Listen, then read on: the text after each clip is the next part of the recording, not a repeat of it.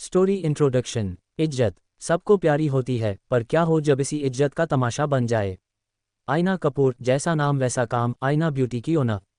आज वो खुश है, पर उसकी जिंदगी के कुछ राज भी हैं। वो ढूंढ रही है किसी को, किसी अपने को। वही है पूर्वांश सरकार, द नार्सिसिस्टिक पर्सन, जिसके लिए उसकी इज्जत ही सब कुछ है। इसी इज्जत के खेल में फंसकर रह गई आयना, और खेल बनाने वाला था पूर्वांश सरकार। क्या होगा जब आयना टकराएगी पूर्वांश से, जानने के लिए पढ़िए लव में लाइक आई डू। च1 welcome to the hell. New York, रात का वक्त। एक अंधेरा कमरा, जहां पर एक लड़की बेड पार लेटी हुई थी। उसके हाथ पैर बंधे हुए थे, वो बस चिल्ला रही थी। वो लड़की चिल्लाते हुए बोली, प्लीज नहीं छोड़ दे उसे, प्लीज उसे मुझसे दूर मत ले जाओ। वो लड़की बस चिल्लाए जा रही थी, पर कोई भी उसके सुनने वाला नहीं था। तभी दरवाज़ा बंद होने की आवाज़ आई और उस लड़की की आंखें झटके से खुल गई हैं। वो लड़की बेड पर बैठी हैरान परेशान चारों तरफ देखने लगी। उसके माथे पर ठंडी पसीने की बूंदें थी, लंबी गहरी सांसें, कांपते होंठ, कांपते हाथ। वो खुद से बोली, नहीं, बस एक बुरा सपना था आयना कपूर, बस सपना। बोलते हुए आयना ने अपने सर पर हाथ रख लिया। थोड़ी देर बाद आयना तुरंत उठकर बाहर हॉल से अटैच वॉशरूम में चली गई। वहां जाकर उसने एक लंबी गहरी सांस ली, तभी उसका फ़ोन बजा। आयना ने बिना देखे ही कॉल पिक कर लिया। दूसरी तरफ की बात सुनने के बाद उसका दिमाग खराब होने लगा। आयना एकदम से चिल्लाकर बोली, धोखा देना तुम्हारे खून में है, तुम फिर मुझे धोखा दोगे। अचानक वो एकदम शांत हो गई और फ़ोन के दूसरी तरफ से आती आवाज़ को गौर से सुनने लगी। तुम्हें वापस आना पड़ेगा आयना कपूर, और तुम्हारे पास कोई ऑप्शन नहीं है। अब तुम देख लो, जिस चीज़ की तलाश में तुम 5 साल से इंतजार कर रही हो, वो मैं तुम्हें बता सकता हूँ। मैं सब जानता हूँ, तुम आ रही हो ना। उसके सवालों के बाद ही आयना ने कॉल कट कर दिया। आयना की नज़रें अभी भी सामने थीं। उसकी स्टील ब्लू आंखें बिना किसी भाव के सामने देख रही थीं। अनजाने में ही उसकी आंख से एक कतरा आंसू बह गया। वो धीरे से बोली, सारे जख्म लेकर जहां से निकली थी, अब उसी जगह वापस जाना पड़ रहा है, और बुलाने वाला भी वही है जो जख्म देने वाला है। कोई बात नहीं, तुम्हारे लिए मैं वापस आऊंगी। अगर सारे जख्मों को फिर से ताज़ा करने पड़े तो भी आऊंगी। बोलकर उसने अपने आंसू साफ किए और वो तुरंत अंदर चली गई। आयना सीधे अपने कमरे में गई और वो पैकिंग करने लगी। उसने तुरंत किसी को कॉल किया और कॉल पिक होते हुए बोला, विप्लव एक काम करो, इंडिया की जो सबसे पहले फ़्लाइट मिले जल्दी से वो फ़्लाइट बुक करो। चाहे तो बिजनेस क्लास हो, चाहे तो इकोनॉमिक क्लास हो, आई डोंट केयर, मुझे आज रात की ही इंडिया की फ़्लाइट चाहिए। दूसरी तरफ से विप्लव बोला, ओके मैम, हो जाएगा। ये सुनते ही आयना ने कॉल कट कर दिया। आयना ने एक बार अपने लगेज बैग की तरफ देखा और फिर एक गहरी सांस लेकर बोले, बस आयना कपूर, अब कमज़ोर नहीं पड़ना है। बोलते हुए उसने खुद को संभाला और वहीं बैठ गई। वो विप्लव के रिप्लाई का इंतजार कर रही थी कि तभी करीब 10 मिनट के अंदर उसके फ़ोन पर विप्लव का एक मैसेज आया, जिसमें फ़्लाइट की सारी डिटेल्स थीं और फ़्लाइट 3 घंटे बाद की हुई थी। आयना धीरे से बोले, आई एम कमिंग मिस्टर रिवाज बिरला। इतना बोलकर वो अपना लगेज बैग लेकर तुरंत वहां से निकल गई। आयना जैसे उस बिल्डिंग से बाहर पहुंची, उसकी नज़र सीधे विप्लव की तरफ चली गई, जो कि एक गाड़ी के पास खड़ा था। आयना विप्लव के सामने जाकर बोली, गुड, तुम यहाँ पर खुद आ गए। विप्लव उसे देखकर बोला, आना पड़ा मैम, अब आपका असिस्टेंट हूं तो काम तो करना पड़ेगा ना। आयना बिना किसी भाव के बोली, गुड फॉर यू। बोलकर वो सीधे बैक सीट पर बैठ गई। वही विप्लव ड्राइविंग सीट पर बैठा। उसने लगेज पीछे रख दिया था और फिर उसने गाड़ी स्टार्ट कर दी। करीब 1.5 घंटे बाद आयना फ्लाइट की बिजनेस क्लास में बैठी हुई थी। वो आराम से बैठी हुई बाहर देख रही थी। आयना धीरे से बोली, 5 साल, पूरे 5 साल बाद इंडिया से किसी ने मुझे याद किया, और वो भी ऐसे बुलाने के लिए। बोलते हुए उसने कसकर अपने हाथों की मुट्ठी बना ली थी। फ्लाइट टेक ऑफ होते ही आयना ने अपनी आंखें बंद कर ली थी और वो कुछ सोचने लगी थी। अनजाने में ही उसके दिमाग में 5 साल पहले की एक रात घूम गई। फ्लैशबैक। 5 साल पहले आयना इंडिया में ही थी। वो एक फार्मास्यूटिकल कंपनी में काम करती थी, मतलब दवाएं बनाने का काम। वो अपने काम पर ध्यान देती थी, लेकिन इस बात से अनजान थी कि उसके ज़िंदगी में कोई तूफान आने वाला था। एक रात उसे घर पहुंचने में देर हो चुकी थी और कंपनी से निकलते हुए उसे कोई गाड़ी भी नहीं मिली थी। आयना रोड पर चलते हुए बोली, गॉड, इतनी देर हो गई, पता नहीं पापा कैसे रिएक्ट करेंगे। वो वैसे भी बहुत प्रोटेक्टिव है, और इतने ज़्यादा लेट, प्लीज़ कोई गाड़ी मिल जाए। खुद से ही बड़बड़ाते हुए आयना बस रोड पर चले जा रही थी। वो बार बार टाइम देख रही थी। रात के 10:30 बज चुके थे। आयना का ध्यान चारों तरफ नहीं था। वो बार बार बस टाइम देखते हुए आगे चले जा रही थी। उसने ध्यान नहीं दिया कि उसके पीछे एक गाड़ी उसे फॉलो कर रही थी। अचानक वो गाड़ी एक जगह पर आकर रुकी और उस गाड़ी से एक आदमी निकलकर सीधे आयना की तरफ बढ़ गया। इधर आईना खुद से बोली, आज लेट हो रही हूँ, अगली बार से ना पक्का 7 बजे तक ही निकल जाऊंगी। और वो अभी बोल रही थी कि तभी पीछे से उस आदमी ने सीधे आईना के मुंह पर एक रुमाल रखा। आईना ने खुद को छुड़ाने की कोशिश की, बढ़ाने की कोशिश की, लेकिन कुछ ही पल में उसकी आंखें भारी होने लगी और अगले ही पल उसकी आंखें बंद हो गई। थोड़ी देर बाद धीरे धीरे आईना की आंखें खुली।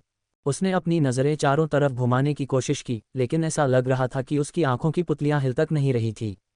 वो हिलना चाहती थी पर वो खुद भी हिल नहीं पा रही थी। उसे अपने आसपास का सराउंडिंग महसूस हो रहा था पर वो खुद कोई महसूस नहीं कर पा रही थी। आईना ने एक बार फिर से अपनी आंखें बंद कर ली। वो किसी बेड पर थी, इस बात का एहसास उसे हो चुका था।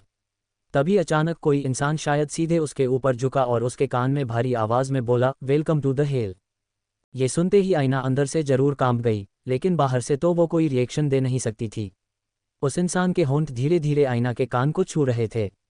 आईना की आंखें बंद थीं, वो वैसे भी अपना शरीर नहीं चला पा रही थी।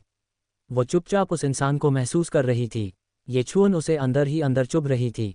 वो इंसान एक बार फिर आईना के कान के पास ठहर कर बोला, बहुत शौक है ना तुम्हें लापरवाही करने का, बहुत शौक है ना तुम्हें किसी की इज्जत का तमाशा बनते देखने का। एक तमाशा मैंने देखा और एक तमाशा तुम देखो, उसे महसूस करो, और वो दर्द भी। वो इंसान जो अभी तक सिर्फ और सिर्फ अपने होठों से उसके कान को छू रहा था, वो धीरे धीरे उसे बाइट करने लगा। आईना की आंखों के कोने से लगातार आंसू बह रहे थे। वही उस इंसान की हरकतें बढ़ती चली जा रही थी। आईना के दिमाग में उस इंसान की बातें घूम रही थी। उसे कुछ भी समझ नहीं आ रहा था कि आखिर हो क्या रहा था उसके साथ और क्यों हो रहा था। वो धीरे धीरे आईना के शरीर के हर हिस्से को छू रहा था, उसे दबा रहा था, उसे दर्द दे रहा था, उस पर अपनी जोर जबरदस्ती चला रहा था। इधर आईना हिलने की हालत में भी नहीं थी। आईना को वो दर्द महसूस हो रहा था। वो अपने शरीर के कई हिस्सों पर उस इंसान के काटने का दर्द महसूस कर सकती थी। वो सिर्फ और सिर्फ उसे दर्द दे रहा था। ऐसा लग रहा था कि मानो अपना कोई बदला ले रहा हो या फिर कुछ और करना चाहता था। धीरे धीरे आईना को महसूस होने लगा कि उसके शरीर पर एक भी कपड़ा नहीं था। वही उस इंसान ने बेरहमी से आईना को सीधे अपनी तरफ खींचा और अगले ही पल आईना को ऐसा लगा मानो उसके 1000 टुकड़े हो गए हों। उसकी आंखें बंद थीं, वो अपना शरीर हिला नहीं पा रही थी, लेकिन उसे वो दर्द महसूस हो रहा था। तभी वो इंसान वापस से आईना के कान में बोला, you destroyed me, I destroyed your. हिसाब बराबर, दर्द के बदले दर्द और इज्जत के बदले इज्जत। ये सुनते ही आईना की आंखों के कोनों से आंसू बहते हुए उसके बालों में छुपते चले गए।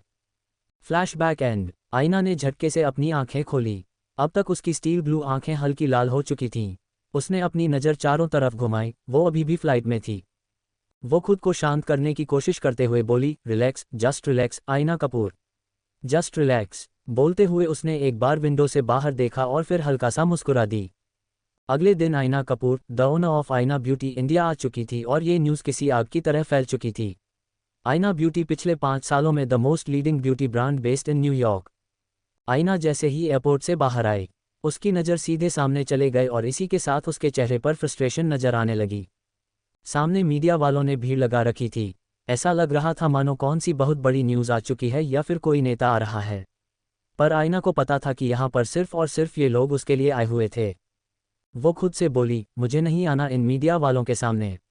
ऐसे ही परेशान हूँ, इन लोगों ने मुझे और परेशान करके रख देना है। बोलकर उसने अपने चेहरे पर मास्क लगाया और फिर चारों तरफ देखने लगी। वो अभी भी एयरपोर्ट के एग्जिट के पास थी, लोगों का बाहर आना लगा हुआ था। अचानक आईना का फ़ोन बजा। उसके कॉल पिक करते दूसरे तरफ से विप्लव बोला, मुझे पता था ये इंडिया में ना मीडिया ऐसी हरकत करती है, इसलिए मैं पहले से ही प्रिपेयर था। आईना धीरे से बोली, what do you mean by पहले से प्रिपेयर थे? मुझे यहाँ से निकलना है, जल्दी निकालो। मुझे नहीं पता। विप्लव गहरी सांस लेकर बोला, अपना चेहरा छुपाते हुए निकलिए आप। दूसरी तरफ जहाँ पर मीडिया बहुत कम हो और फिर थोड़ी दूरी पर जाए। एक गाड़ी होगी जो आपका इंतजार कर रही होगी। Okay, please be careful. ये सुनते आईना ने एक गहरी सांस ली और फिर अपना पूरा चेहरा अच्छी तरीके से कवर करके उसने अपना बैग पकड़ा और तुरंत बाहर निकली। आईना सनग्लासेस लगाए हुए थे। वो तुरंत दूसरी तरफ गई जहां पर मीडिया वाले थोड़े कम थे। वहां से होकर वो पीछे गाड़ी की तरफ गई। उसे गाड़ी का नंबर पहले से ही पता था। आईना गाड़ी के पास पहुंचकर बोली, थैंक गॉड विप्लव, बचा लिया तुमने मुझे। विप्लव मुस्कुराते हुए बोला, ये तो मेरा टैलेंट है। इधर उसकी बात सुन आईना हल्का सा मुस्कुरा दी। अचानक उसका पस नीचे गिर गया। वो धीरे से बोली, सारी प्रॉब्लम आज ही क्यों आ रही है? बोलकर वो जैसे ही अपना पस लेने के लिए झुकी, तभी उसका स्कार्फ एकदम से उसके चेहरे से हट गया। आईना धीरे से बोली, नहीं ये नहीं। बोलते हुए उसकी नज़र सीधे सामने गई। मीडिया वालों का ध्यान उसकी तरफ आने लगा था। आईना ने जल्दी से अपना पर्स उठाया और फिर तुरंत अपना बैग गाड़ी में रखकर वो सीधे गाड़ी में बैठी। वो ड्राइवर को देखकर बोली, गाड़ी चलाओ जल्दी से और एक बार भी रुकनी नहीं चाहिए। ड्राइवर उसे देखकर बोला, ओके मैम, बोलकर उसने गाड़ी स्टार्ट कर दी। आईना एक बार बाहर देखकर बोली, जान बची मेरी। उसकी बात सुन ड्राइवर हल्का सा हंस दिया। ड्राइवर अचानक से बोला, पर मैम जाना कहाँ है? ये सुनते ही आईना के एक्सप्रेशन पूरी तरीके से बदल गए। वो कुछ पल रुककर बोली, बिरला हाउस। ये सुनते ही ड्राइवर ने गाड़ी एक तरफ मोड़ दी। थोड़ी देर बाद गाड़ी एक बड़े से मैंशन के बाहर थी जिसका नाम था बिरला हाउस। आईना चुपचाप गाड़ी से उतरी, उसकी नज़रें सामने बिरला हाउस की तरफ थीं। तभी वहाँ गेट पर खड़ा गार्ड उसे देखकर बोला, आईना मैम। आईना ने कोई जवाब नहीं दिया। वो बिना कुछ बोले सीधे बिरला हाउस की तरफ बढ़ी। कुछ पल में वो बिरला हाउस के मेन डोर पर थी। बिरला। उसके इतना कहते ही हॉल में खड़ा रिवाज, जो कि इस वक्त अपनी सामने खड़ी लड़की से बात कर रहा था, उसकी नज़रें सीधे आईना की तरफ चली गई। रिवाज की आंखें इस वक्त आईना के चेहरे पर टिकी हुई थीं। अनजाने में ही उसके होठों पर एक हल्की सी मुस्कान तैर गई। वो आईना की तरफ बढ़ते हुए बोला, आईना तुम वापस आ गई। बोलते हुए वो आईना के सामने आकर रुका। रिवाज ने जैसे ही आईना को छूने के लिए अपना हाथ आगे बढ़ाया, तभी आईना 2 कदम पीछे हटकर बोली, तुम्हारे लिए वापस नहीं आई हूँ mister Birla. You know very well कि मैं यहाँ पर क्यों आई हूँ। ये सुनते ही रिवाज ने कसकर अपने हाथों की मुट्ठी बना ली और उसने अपना हाथ नीचे कर लिया। आईना उसे देखते हुए बोली, मुझे मेरे सवालों के जवाब दो और मैं यहाँ से चली जाऊंगी बस। ये सुनते ही रिवाज से अब और नहीं रहा गया। उसने आईना का हाथ पकड़कर उसे अपने पास खींचा और उसकी आंखों में देखकर बोला, कहीं नहीं जाओगी तुम। Don't forget that Aaina Kapoor, I am your husband. चटू don't your dare to touch me. Mumbai, India, Birla House. Aaina और रिवाज एक दूसरे के आमने सामने खड़े थे। रिवाज ने आईना का हाथ कसकर पकड़ा हुआ था, वहीं थोड़ी दूरी पर वो लड़की खड़ी थी जिससे रिवाज बात कर रहा था। आईना धीरे से बोली, क्या बोला तुमने? हस्बैंड? शर्म नहीं आती तुम्हें खुद को मेरा हस्बैंड बोलते हुए? रिवाज उसे घूरते हुए बोला, और तुम्हें शर्म नहीं आती अपने हस्बैंड से ऐसी बकवास करते हुए? Aaina Kapoor, you are my wife, legal wedded wife. झुठलाने की कितनी भी कोशिश कर लो, लेकिन तुम्हारे झुठलाने से सच नहीं बदलेगा। आईना बिना किसी भाव के बोली, leave my hand right now. रिवाज उसकी आंखों में देखते हुए बोला, नेवर। ये सुनते ही आईना ने एकदम से रिवाज को धक्का दिया, जिससे रिवाज की पकड़ ढीली पड़ चुकी थी। तभी आईना ने अपना हाथ छुड़ाया और चिल्ला कर बोली, मैं यहाँ पर तुम्हारे साथ हस्बैंड वाइफ खेलने नहीं आई हूँ मिस्टर रिवाज बिरला। मैं यहाँ पर सिर्फ और सिर्फ सच जानने आई हूँ, वो सच जिसके लिए तुमने मुझे कॉल करके बुलाया, मुझे बताओ कि। रिवाज बीच में बोला, नहीं बताऊंगा, इतनी आसानी से क्यों बताऊं मैं तुम्हें। ये सुनते ही आईना ने कसकर अपने हाथों की मुट्ठी बना ली। वो एकदम से रिवाज का कॉलर पकड़कर बोली, you know what, I hate you, I really really hate you. उसकी बात का रिवाज ने कोई जवाब नहीं दिया। वो चुपचाप आईना की स्टील ब्लू आइज में देख रहा था। अचानक वो लड़की जो अब तक शांत खड़ी थी, आगे आते हुए बोली, मिस कपूर एक बार मेरी बात सुनिए। आईना एकदम से उसे देखकर बोली, जस्ट शट अप। कौन हो तुम जो मैं तुम्हारी बात सुनूं? मैं यहाँ पर मिस्टर रिवाज बिरला से बात करने आई हूँ, तो उसके अलावा मैं किसी और की बात नहीं सुनूंगी। इस घर के किसी भी इंसान पर मुझे भरोसा नहीं और तुम जैसों पर तो बिल्कुल नहीं। रिवाज गहरी सांस लेकर बोला, आईना तुम यहाँ से नहीं जाओगी। तुम्हें मेरे साथ रहना पड़ेगा, मेरी बीवी बनकर। आईना चिल्ला कर बोली, क्या मजाक है? नहीं रहूंगी मतलब नहीं रहूंगी, सुन लिया। और अगर इतनी ही नीड है तो उस लड़की के साथ पूरी करो जो यहाँ पर है, जिससे तुम्हारे घरवाले शायद तुम्हारी शादी करना चाहते हों, राइट? उसकी बात पर रिवाज की नज़रें अनजाने में ही उस लड़की पर चली गईं। वहीं उस लड़की ने चुपचाप अपना सर झुका लिया था। आईना ने कुछ पल रिवाज को देखा और वो गुस्से में वहां से निकल गई। बाहर आते हुए वो खुद से बोली, आना ही नहीं चाहिए था मुझे यहाँ पर। कैसे सोच लिया मैंने कि ये रिवाज बिरला, जिसने मुझे यहाँ बुलाया था, वो सच बताएगा। बोलते हुए सीधे अपनी गाड़ी के पास गई और बैठ गई। तभी ड्राइवर उसे देखकर बोला, मैडम आप ठीक हो? कुछ हुआ क्या अंदर? आईना कुछ पल रुक कर बोली, कुछ भी नहीं हुआ। एक काम करो, बांद्रा में मेरा एक अपार्टमेंट है, वहां ले चलो। उसके इतना कहते ही ड्राइवर ने फिर से गाड़ी स्टार्ट कर दी। आईना ने सीधे विप्लव को कॉल किया और कॉल पिक होते ही बोली, Viplav you have to come to India. तुम्हें इंडिया आना पड़ेगा, मुझे तुम्हारी ज़रूरत है। दूसरी तरफ से विप्लव बोला, मैडम आपकी आवाज़ ऐसी क्यों है? मैं इंडिया आ जाऊंगा, लेकिन आर यू ओके? आईना कुछ पल रुक कर बोली, आई एम एब्सोल्युटली फाइन। सुन लिया, मैं बिल्कुल ठीक हूँ।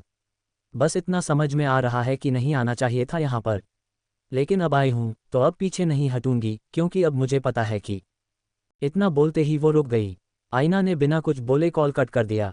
वहीं दूसरी तरफ एक बड़ी सी बिल्डिंग जिसके साथ एक फैक्ट्री अटैच थी। वो एक फार्मास्यूटिकल कंपनी थी, इंडिया की नंबर 1 लीडिंग फार्मास्यूटिकल कंपनी जिसने पूरी एशिया में तहलका मचाया हुआ था, और ये आज का हाल था। इस फार्मास्यूटिकल कंपनी की फैक्ट्री में एक आदमी था जिसने अपने चेहरे पर मास्क लगाया हुआ था, हाथों पर ग्लव्स थे। उसने अपने कपड़ों के ऊपर एक सफ़ेद रंग का कोट पहना हुआ था। साथ ही वो अपने सामने कुछ केमिकल्स को मिक्स करने में लगा हुआ था। तभी पीछे से आवाज़ आई, सरकार। ये सुनते ही उस आदमी ने अपनी नज़रें उठाकर उस आदमी को देखा। उसकी चॉकलेट आइज़ बिल्कुल इमोशनलेस थीं। ऐसा लग रहा था मानो वो आंखें कभी इमोशन के लिए बनी ही नहीं थीं। वहीं वो सामने खड़ा आदमी बोला, सरकार, वो गवर्नमेंट से हमारा टेंडर पास हो चुका है। अब हम आगे के टेस्टिंग ह्यूमन बीइंग्स पर भी कर सकते हैं। वो मास्क वाला आदमी अपना मास्क हटाते हुए बोला, एक काम करो मल्हार, कुछ लोगों को अपॉइंट करो और हॉस्पिटल के साथ कनेक्शन देखो कि कौन सा हॉस्पिटल एक्सपेरिमेंट के लिए तैयार है। मल्हार कुछ पल रुक कर बोला, ठीक है सरकार, मैं ये चीज़ देखता हूँ। वो घर से कॉल आया था आपके। ये सुनते ही सरकार के हाथ एकदम से ठहर गए। उसने अपनी चॉकलेट आंखों से मल्हार को देखा, मानो उसके बोलने का इंतजार कर रहा हो। मल्हार जल्दी से बोला, तबीयत थोड़ी खराब थी उनकी, इसीलिए आप एक बार जाकर मिल लेते। उसकी बात का सरकार ने कोई जवाब नहीं दिया। उसने अपना सफ़ेद कोट निकालकर साइड में रखा, जिसके ऊपर एक बैच लगा हुआ था, और उस बैच पर एक नाम लिखा था जो था पूर्वांश सरकार। मल्हार अभी भी पूर्वांश के जवाब का इंतजार कर रहा था। तभी पूर्वांश उसे देखकर बोला, व्हाट? मल्हार धीरे से बोला, सरकार वो। पूर्वांश बीच में ही बोला, चला जाऊंगा मैं, अभी जाकर काम पर ध्यान दो। उसके इतना कहते ही मल्हार तुरंत वहां से चला गया। इधर पूर्वांश सीधे फैक्ट्री से निकलकर बिल्डिंग में गया और वो डायरेक्ट अपने केबिन में गया। वहां जाकर उसने अपना फ़ोन उठाकर किसी को मैसेज किया और खुद से बोला, ज़बरदस्ती की जिम्मेदारियां और ज़बरदस्ती के वादे यही निभाना पड़ रहा है। बोलते हुए उसके चेहरे पर कोई भाव नहीं थे। तभी पूर्वांश की नज़र वहां पर लगे हुए एक डेकोरेटिव मिरर पर गई। पूर्वांश ने कुछ पल खुद को देखा। चॉकलेट आंखें, ओलिव स्किन, लगभग 6 फीट 3 इंचेस की हाइट, एक मॉडल जैसी बॉडी। देखने में बेहद हैंडसम, ये थे मिस्टर पूर्वांश सरकार, हेल्थ एंड हेवन फार्मास्यूटिकल्स के इकलौते ओनर। दवाइयाँ बनाना इनका काम ही नहीं, इनका शौक था। और अगर उनके शौक के बीच किसी ने अपनी नज़र भी लगाने की कोशिश की तो नज़रें बचती नहीं थीं, और ये पूर्वांश की आदत थी। पूर्वांश ने कुछ पल खुद को देखा और धीमी सी आवाज़ में बोला, I know I am the best. बोलते हुए उसके चेहरे पर कोई भाव नहीं थे। थोड़ी देर बाद उसने अपना फ़ोन चेक किया और फिर अपना फ़ोन लेकर तुरंत वहां से निकल गया। करीब 1 घंटे बाद पूर्वांश एक विला के बाहर था, जिसके बाहर सरकार विला का बोर्ड लगा हुआ था। उसकी गाड़ी सीधे विला के अंदर गई। पूर्वांश अपनी गाड़ी से उतरा और तभी ड्राइवर उसके पास आकर बोला, सरकार वो। पूर्वांश बीच में ही बोला, हो जाएगा और छुट्टी भी मिल जाएगी, बस don't you dare to touch me. ये सुनते ही ड्राइवर ने तुरंत अपना हाथ पीछे कर लिया। पूर्वांश ने एक नज़र ड्राइवर को देखा और वो सीधे अंदर चला गया। अंदर आते ही पूर्वांश जोर से चिल्लाया, माधुरी। उसके इतना कहते ही करीब 30 साल की औरत वहां पर आई। उसका नाम माधुरी था। पूर्वांश उसे देखकर बोला, व्हाट? शक्ल दिखाने के लिए बुलाया है मैंने तुम्हें, कहाँ पर है वो? माधुरी धीरे से बोली, सरकार, कमरे में। उसकी बात का पूर्वांश ने कोई जवाब नहीं दिया। वो सीधे फर्स्ट फ्लोर पर बने हुए एक बेडरूम की तरफ चला गया। अंदर जाते ही पूर्वांश की नज़र बेड पर गई, जिस पर करीब 5 साल का बच्चा, एक लड़का, आराम से आंखें बंद करके सो रहा था। अब तक माधुरी भी वहां पर आ चुकी थी। पूर्वांश बिना किसी भाव के बोला, क्या है? सो रहा है ये? फिर ये क्यों बोला कि बीमार है? माधुरी जल्दी से बोली, सरकार बीमार है, मैंने अभी सुलाया है उसे दवाई देकर, डॉक्टर को दिखाने की ज़रूरत है। पूर्वांश इरिटेट होकर बोला, हम ध्यान रखो इसका, कल स्कूल नहीं जाएगा ये, और इसके खाने पीने की चीज़ों में थोड़ा चेंज करो। माधुरी सर झुकाए चुपचाप पूर्वांश की बातें सुन रही थी। पूर्वांश एक नज़र बच्चे को देखकर बोला, ठीक होता है तो ठीक करो, ध्यान रखो, बोलकर वो वहां से निकल गया। उसके जाते ही माधुरी तुरंत अंदर चली गई। वो चुपचाप बच्चे के पास बैठ गई। धीरे धीरे बच्चे ने अपनी आंखें खोलीं। तभी माधुरी बोली, पर्व बेटा, आराम से। पर्व धीरे से बोला, आंटी डैड आए थे ना? माधुरी कुछ पल रुक कर बोली, नहीं, वो नहीं आए थे, और पता है ना वो काम करते हैं, वो कहाँ से आएंगे? पर्व उसे देखते हुए बोला, आप झूठ बोल रही हो, मैंने अभी उनकी आवाज़ सुनी थी, मुझे पता है वो आए थे। माधुरी ने बिना कुछ बोले पर्व को अपने सीने से लगा लिया। वहीं पर्व अब बिल्कुल शांत हो चुका था। रात का वक्त। आईना इस वक्त अपने बांद्रा वाले अपार्टमेंट में थी। वो चुपचाप बालकनी में खड़ी सामने देख रही थी। इस वक्त उसकी स्टील ब्लू आंखें बिल्कुल मुरझाई हुई थीं, हल्की लाल थी मानो वो काफ़ी देर तक रोई हो। आईना खुद से बोली, इतने सालों तक ये लग रहा था कि तुम हो ही नहीं। ऐसा लग रहा था कि मैं बस जी रही हूँ, कुछ नहीं बचा। पर अब पता चल रहा है कि तुम हो। पर इतना बोलते ही वो रुक गई। आईना खुद को संभालते हुए अंदर गई। वो सीधे बेडरूम में गई। उसने अपना बैग खोला, अपने बैग में कुछ ढूंढते हुए उसकी नज़र एक चीज़ पर गई और वो चुपचाप ज़मीन पर बैठ गई। आईना के हाथ में इस वक्त एक सोनोग्राफी टेस्ट था। अनजाने में ही उसकी आंख से एक कतरा आंसू बह गया। वो धीरे से बोली, बहुत याद आती है तुम्हारी, कहाँ हो तुम? अब और डेस्परेट हो चुकी हूँ मैं तुम्हें देखने के लिए, तुमसे मिलने के लिए। प्लीज़ एक बार मिल जाओ। मैं तुम्हें कभी कहीं नहीं जाने दूंगी, माय बेबी प्लीज़। बोलते हुए उसकी आंखों से लगातार आंसू बह रहे थे। उसकी नज़रें उस सोनोग्राफी टेस्ट से हटने को तैयार नहीं थीं। वो उस टेस्ट में अपने बच्चे को देख रही थी। वही health and heaven pharmaceuticals. Purvansh इस वक्त अपने लैब में था। वो बहुत ध्यान से मेडिसिन का फॉर्मूला रेडी कर रहा था। तभी एक लड़की अंदर आकर बोली, सरकार ये फाइल। पूर्वांश बिना उसकी तरफ देखे बोला, रख दो टेबल पर। उसके इतना कहते ही उस लड़की ने वो फाइल टेबल पर रख दी और वो जाने के लिए मुड़ गई। ठीक उसी वक्त उसका हाथ एक जार पर लगा, वो जार गिरकर टूट गया। पूर्वांश की नज़रें सीधे उस लड़की की तरफ चली गई। वो लड़की जल्दी से बोली, सॉरी सरकार। रियली? पूर्वांश बीच में ही बोला, गेट लॉस्ट। ये सुनते ही वो लड़की तुरंत वहां से चली गई।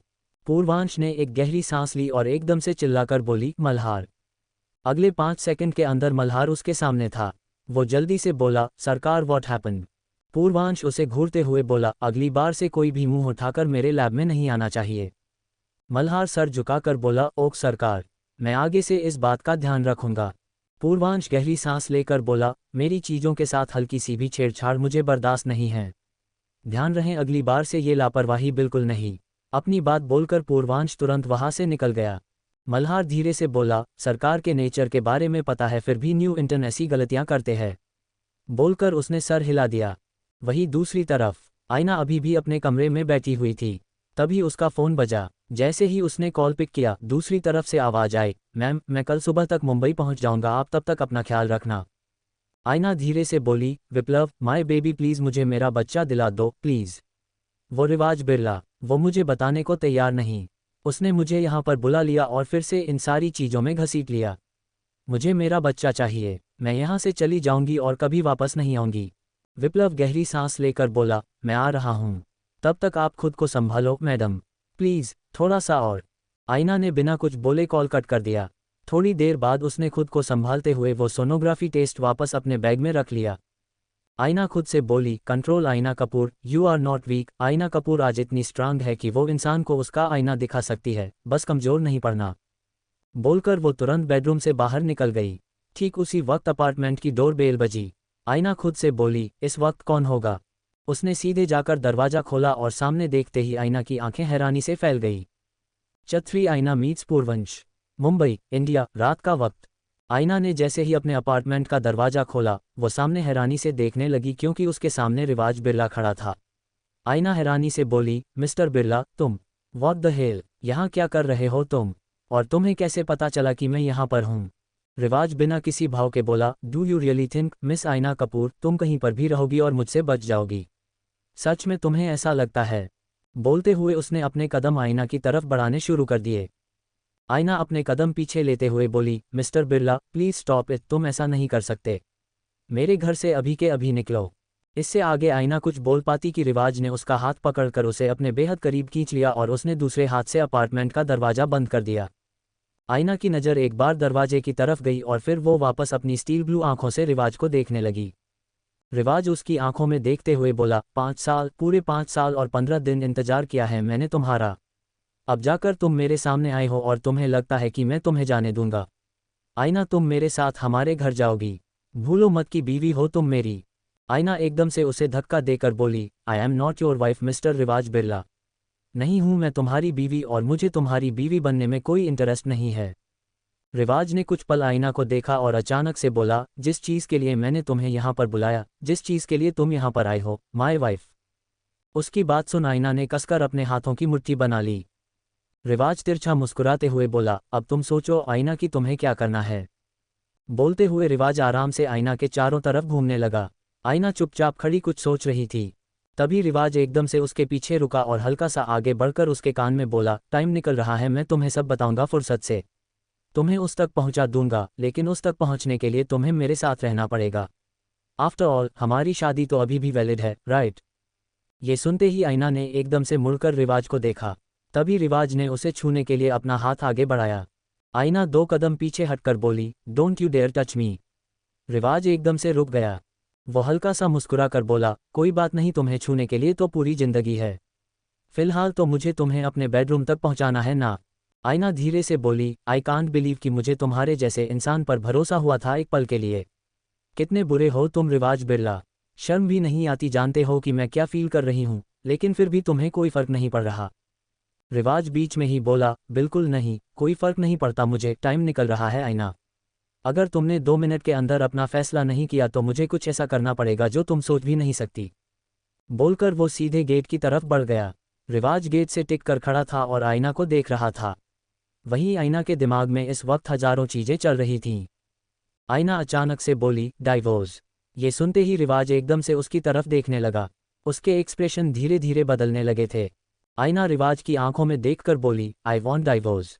तलाक चाहिए मुझे तुमसे और तुम मुझे डाइवोर्स दोगे? रिवाज उसकी तरफ बढ़ते हुए बोला, नेवर, नहीं देने वाला मैं तुम्हें डाइवोर्स। और तुम? आईना बीच में बोली, तुम्हें डाइवोर्स लेना पड़ेगा रिवाज, और तुम मुझे बताओगे जिस वजह से तुमने मुझे यहाँ पर बुलाया है ना, तुम मुझे उसके बारे में भी बताओगे। और अगर तुमने ऐसा नहीं किया तो मैं वापस चली जाऊंगी। ये सुनते ही रिवाज एकदम से रुक गया और वो चुपचाप आईना की आंखों में देखने लगा। आईना गहरी सांस लेकर बोली, मैंने जो खो दिया है मैं उसके बिना तो रह रही हूँ, पर अगर मैं वापस चली जाऊंगी तो कुछ नहीं हो सकता, तुम समझ रहे हो। तुम्हारी फैमिली वैसे भी मुझे पसंद नहीं करती है ना रिवाज? तो तुम्हारी फैमिली तुम्हें मेरे पीछे नहीं आने देगी। तब तुम खुद सोचो कि तुम्हें क्या करना है। रिवाज कुछ पल रुक कर बोला, चैलेंज कर रही हो? 48 घंटे के अंदर तुम मेरे बेडरूम में मिलोगी। बाय मिस आईना कपूर। बोलकर वो गुस्से में वहां से निकल गया। उसके जाते ही आईना ने एक गहरी सांस ली और खुद से बोली, विप्लव जल्दी से आओ, मुझसे अकेले हैंडल नहीं होगा, सबसे पहले मुझे उसे ढूंढना है। रिवाज पर भरोसा नहीं कर सकती, मुझे पता चल चुका है कि वो जिंदा है, बस अब मुझे उसे किसी भी कीमत पर ढूंढना है। बोलते हुए उसके चेहरे पर कोई एक्सप्रेशन नहीं थे। तारांकन अगला दिन तारांकन। आईना इस वक्त ड्रेसिंग टेबल के सामने खड़ी थी। विप्लव आने वाला था और उससे पहले उसे मॉल जाना था कुछ सामान लेने के लिए। वो यहाँ पर आ चुकी थी लेकिन उसके पास खाने पीने की चीज़ें नहीं थीं और उसे कुछ और भी चीज़ें लेनी थी, इसलिए उसने मॉल जाने का फैसला किया था। आईना खुद से बोली, relax miss Kapoor, you are Aaina Kapoor. आईना जो हर किसी को आईना दिखाती है, तो फिर खुद को परेशान करने की बिल्कुल ज़रूरत नहीं है। इतना बोलकर उसने अपना पर्स और फ़ोन उठाया, फिर तुरंत अपार्टमेंट से निकल गई। थोड़ी देर बाद आईना एक मॉल के बाहर थी। उसने एक बार अपना फ़ोन चेक किया और सीधे अंदर चली गई। आईना बिना आसपास ध्यान दिए अंदर जा रही थी कि अचानक वो किसी से टकरा गई। इससे पहले कि वो नीचे गिर पाती, सामने वाले इंसान ने उसे कमर से पकड़कर संभाल लिया। उस छुअन ने न जाने क्यों आईना को बहुत अजीब सा महसूस हुआ। उसके रोंगटे खड़े हो गए थे। आईना ने अपनी नज़रें उठाई और उसकी नज़रें सीधे अपने सामने खड़े इंसान की तरफ चली गईं। उसकी स्टील ब्लू आंखें चॉकलेट आंखों से जा टकराईं। आईना चुपचाप उन चॉकलेट आंखों में देख रही थी। तभी अचानक उस इंसान ने झटके से आईना को छोड़ दिया। अगले पल आईना नीचे गिर गई। वो चिल्लाकर बोली, व्हाट द फज।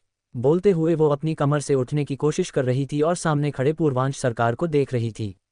पूर्वांश ने बिना कुछ बोले अपना रुमाल निकाला और चुपचाप अपना हाथ साफ करने लगा जिससे उसने आईना को पकड़ा था। आईना धीरे से बोली, ब्लडी हेल। इतना बोलकर वो एकदम से खड़ी हो गई। पूर्वांश अभी भी शांत था और चुपचाप अपना हाथ साफ कर रहा था, मानो उसने किसी गंदी चीज को छू लिया हो। आईना गुस्से में बोली, what the hell are you doing. इसके बाद भी पूर्वांश ने कोई जवाब नहीं दिया। आईना एकदम से उसके सामने चुटकी बजाकर बोली, सुनाई नहीं देता क्या, बहरे हो। अब जाकर पूर्वांश ने अपनी नज़र आईना की तरफ की। उसने एक बार अपनी चॉकलेट आंखों से आईना को ऊपर से नीचे तक देखा और धीमी सी आवाज में बोला, डरती। उसकी बात सुन आईना ने एकदम से खुद को देखा। उसने अच्छे खासे कपड़े पहने थे, फिर डरती किस बात की। आईना एकदम से उसे देखकर बोली, ओ हेलो मिस्टर, कौन सी दुनिया में हो। एक तो तुम मुझसे टकराए, ऊपर से मुझे नीचे गिराया और अब हाथ ऐसे साफ कर रहे हो जैसे तुमने क्या ही छू लिया। इंसानों हूं मैं, कोई कचरा नहीं हूं। पूर्वांश कुछ पल रुक कर बोला, but I found you as a कचरा, समझ में आ गया। बोलकर वहां से जाने के लिए आगे बढ़ गया। तभी आईना ने एकदम से उसका हाथ पकड़ लिया। उसकी इस हरकत पर पूर्वांश ने कसकर अपने हाथों की मुट्ठी बना ली, जो आयना ने नोटिस नहीं किया। आयना एकदम से उसके सामने आकर बोली, सुनो मिस्टर रहीज़ादे, समझते क्या तुम खुद को कुछ भी करोगे क्या? एक तो वो अभी बोल रही थी कि तभी पूर्वांश ने एकदम से अपना हाथ छुड़ाया और अगले ही पल आयना का हाथ पकड़कर उसे मरोड़ते हुए उसकी पीठ से लगा दिया। आयना ने कसकर अपनी आंखें बंद कर लीं और अपना हाथ छुड़ाने की कोशिश करने लगी। पूर्वांश आयना के चेहरे को देखते हुए बोला, अगली बार अपनी हद में रहना, पापा की परी वाली हरकतें मत करो, देख कर चलो, तुम खुद नहीं देख रही थी और सवाल मुझ पर खड़े कर रही हो। और एक बात, किसी अनजान को ऐसे मुंह उठाकर हाथ लगाने की कोशिश मत किया करो विद योर फिल्थी हैंड्स। बोलकर उसने झटके से आयना को छोड़ दिया। आयना धीरे से बोली, फिल्थी। पूर्वांश ने अपना ब्लेजर सही किया और आयना को इग्नोर करते हुए वहां से जाने लगा। तभी आयना एकदम से उसकी तरफ मुड़कर बोली, हेलो मिस्टर रहीज़ादे, सुनो। उसके इतना कहते ही पूर्वांश के कदम रुक गए। उसने एक बार मुड़कर आयना की तरफ देखा और अपनी नज़रें चारों तरफ घुमाईं। सबकी नज़रें उन दोनों की तरफ थीं और ये बात पूर्वांश को अच्छी नहीं लग रही थी। आयना पूर्वांश को घूरते हुए तेज आवाज में बोली, पहली बात, लड़कियों से कैसे बात करते हैं उसकी तमीज और तहजीब सीख लो। और अगर नहीं आती तो बता दो, मैं सिखा दूंगी। ऐसे सरेआम बदतमीजी करके ना अपनी एजुकेशन और अपना मेंटल लेवल सबको मत दिखाओ।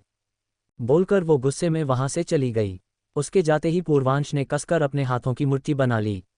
उसे अपने ऊपर लोगों की नज़र साफ महसूस हो रही थी। तभी मल्हार वहां आकर बोला, सरकार what happened? Is everything alright? आप यहाँ पर? पूर्वांश बीच में ही बोला, वो लड़की बेबी ब्लू ड्रेस, उसकी सारी इन्फॉर्मेशन चाहिए मुझे।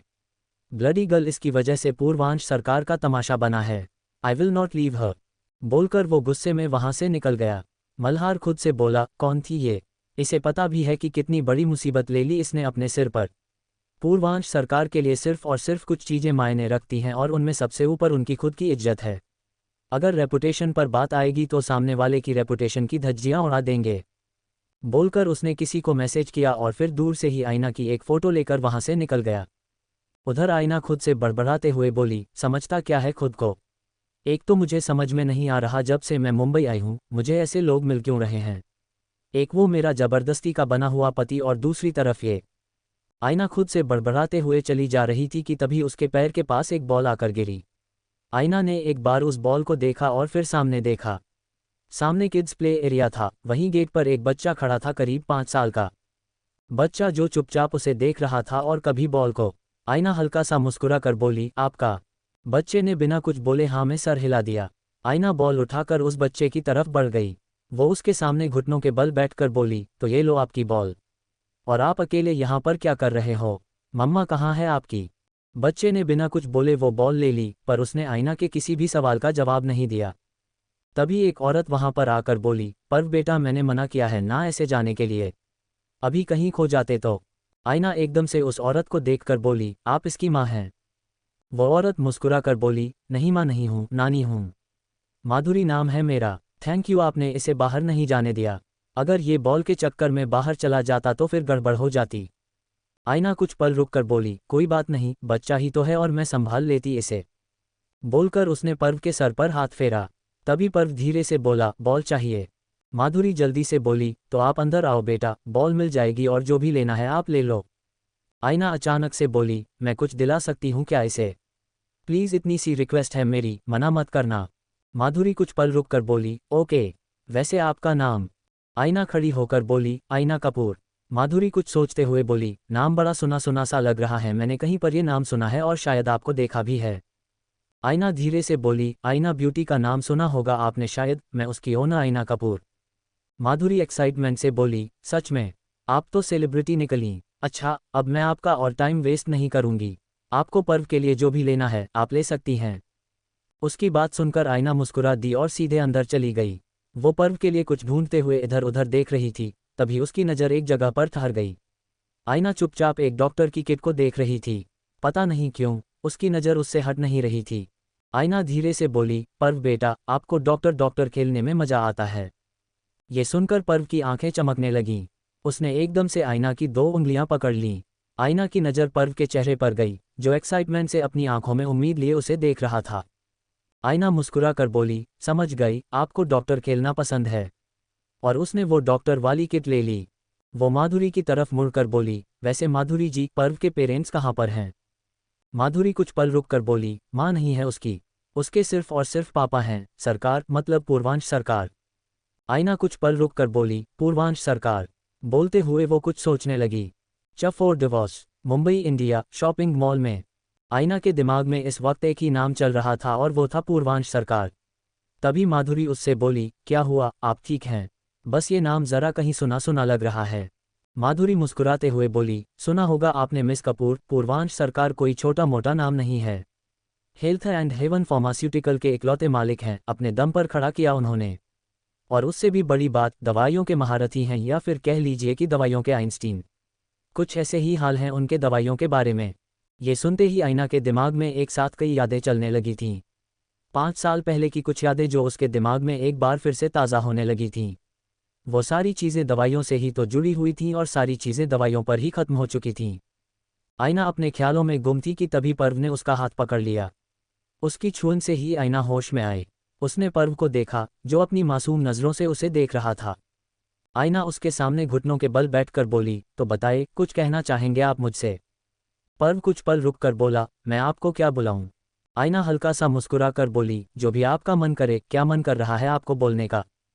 पर्व कन्फ्यूजन से बोला, कुछ भी नहीं। मैं माधुरी आंटी को भी बोलता हूँ, तो मैं आपको आंटी बुलाऊं? आईना उसके गाल पर हाथ रख कर बोली, ठीक है, तो अब मैं आपकी आईना आंटी खुश? उसकी बात सुनकर पर्व के होठों पर एक हल्की सी मुस्कान खिल गई। माधुरी धीरे से बोली, कमाल है, पहली बार पर्व किसी के साथ इतना मुस्कुरा रहा है या फिर बात कर रहा है, वरना करता नहीं है ये। आईना उसे देखकर बोली, पर करना चाहिए माधुरी जी। बच्चा है, अगर इन्वॉल्व नहीं होगा, बातें नहीं करेगा तो फिर ग्रोथ कैसे होगी इसकी? माधुरी की मुस्कुराहट हल्की सी फीकी पड़ गई। वो कुछ पल रुककर बोली, मिस कपूर, हर बच्चे की किस्मत ऐसी नहीं होती। आईना कुछ बोलने को हुई कि तभी माधुरी का फ़ोन बजा। वो एक बार अपना फ़ोन देखकर बोली, मिस कपूर, मुझे जाना होगा, लगता है सरकार इंतजार कर रहे हैं। पर्व बेटा, चलिए, बोलकर माधुरी ने पर्व का हाथ पकड़ लिया। आईना अभी भी घुटनों के बल बैठी हुई थी। पर्व ने उसकी उंगलियां अपनी मुट्ठी में भर रखी थीं। पर्व धीरे से बोला, आप मिलोगी मुझे? आईना मुस्कुराकर बोली, अगर किस्मत चाहेगी तो हम दोबारा मिलेंगे। और मैं आपको बता दूं, जब आपकी आईना आंटी आपको वापस मिलेंगी तो आपको ढेर सारे खिलौने देंगी और फिर हम मस्ती करेंगे। माधुरी उसकी बात सुनकर मुस्कुरा रही थी और फिर वो पर्व को लेकर वहां से जाने के लिए आगे बढ़ गई। धीरे धीरे पर्व और आईना का हाथ छूटता चला गया और कुछ पल में वे दोनों शोरूम से निकल गए। आईना अभी भी घुटनों के बल बैठी हुई थी और जाते हुए पर्व को देख रही थी। आईना धीरे से बोली, अजीब किस्मत है मेरी, जो चाहिए वो मिल नहीं रहा है और जहाँ कुछ है नहीं, वहीं पर नजरें कुछ तलाशने की कोशिश कर रही हैं। क्या भगवान जी, कौन सी एक्सपायर्ड इंक से आपने मेरी किस्मत लिख दी जो सब कुछ खराब है? बोलते हुए वो खड़ी हो गई। इधर पूर्वांश अपनी गाड़ी में बैक सीट पर बैठा हुआ था। ड्राइवर की हालत खराब हो रही थी क्योंकि अभी तक माधुरी पर्व को लेकर नहीं आई थी और उसकी वजह से पूर्वांश का दिमाग खराब हो रहा था। पूर्वांश अचानक से बोला, कहाँ रह गए ये दोनों? ड्राइवर जैसे कुछ बोलने को हुआ तभी माधुरी पर्व को लेकर वहां आ चुकी थी। पूर्वांश गाड़ी से बाहर आकर बोला, ध्यान कहाँ है माधुरी? बोलते हुए वो पंजों के बल बैठ गया और उसने पर्व के शूले सही से बांधे जो खुल रहे थे। माधुरी जल्दी से बोली, सॉरी सरकार, ये मैंने देखा ही नहीं। वही ठीक उसी वक्त आईना बाहर आए। वो अपनी गाड़ी की तरफ जा रही थी और उसकी नज़र सीधे पूर्वांश और पर्व की तरफ चली गई। आईना हैरानी से बोली, ये पर्व के साथ इसका फादर है ये? बोलते हुए वो उन दोनों को ही देख रही थीं। तभी पूर्वांश खड़ा होकर बोला, डन, अब चलो यहाँ से। माधुरी सीधे पैसेंजर सीट पर बैठी, वहीं पर पीछे पूर्वांश के साथ बैक सीट पर बैठ गया। पूर्वांश ने एक नज़र पर्व को देखा और फिर वो बस अपने फ़ोन पर कुछ करने लगा। वही ड्राइवर ने गाड़ी स्टार्ट कर दी थी। आईना गहरी सांस लेकर बोली, शायद बाप अच्छा है, बस इंसान अच्छा बनना भूल गया। इधर माधुरी पूर्वांश को देखकर बोली, सरकार सॉरी, थोड़ी देर हो गई। वो एक्चुअली कोई मिल गया था। पूर्वांश अपने फ़ोन की तरफ देखते हुए बोला, माधुरी कोई मिल गया, कोई नहीं मिल गया, I don't care about it. मेरा टाइम की बहुत वैल्यू है, तो सोच समझकर टाइम वेस्ट किया करो।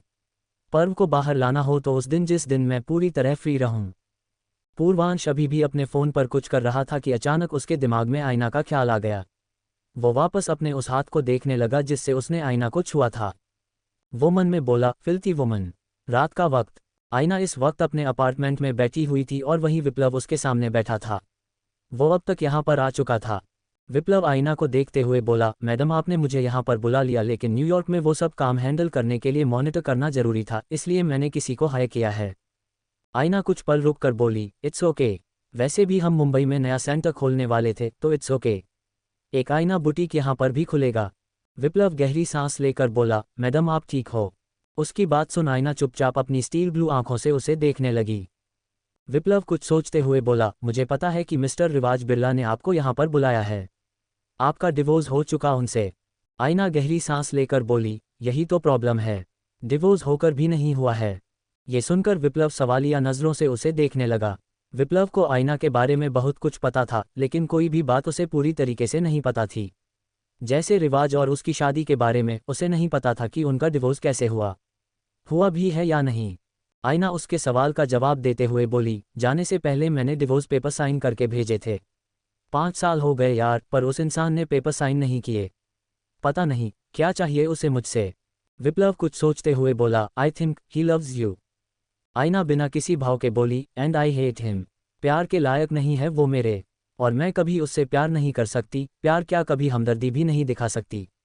ही doesn't matter to me. Viplav खड़ा होकर बोला, मैडम आपके लिए नहीं है, बट उस इंसान की नज़र में आप क्या हैं you don't know. I think आपको कोर्ट में एक बार फिर से अप्लाई करना चाहिए फॉर योर डिवोर्स केस। आपको आज़ाद होना है तो पूरी तरीके से होना पड़ेगा। उसके बाद आईना ने कोई जवाब नहीं दिया, वो बस कुछ सोचती रह गई। अगला दिन डोरबेल बजने की आवाज़ से आईना की आंखें खुलीं। उसने एक बार टाइम देखा, सुबह के 9 बजे बज रहे थे। वो खुद से बोली, इस वक्त कौन हो सकता है और ये विप्लव कहाँ पर है। वो इस वक्त नींद में थी। उसने चारों तरफ देखा, उसे कहीं भी विप्लव नजर नहीं आया। आईना ने जैसे ही जाकर दरवाजा खोला, उसकी नज़र सीधे सामने खड़े एक आदमी पर चली गई जो प्रोफेशनल लग रहा था, शायद वकील था। आईना ने पूछा, हु आर यू? वो आदमी आईना को देखकर बोला, आई एम खन्ना, मिस्टर रिवाज बिरला का वकील।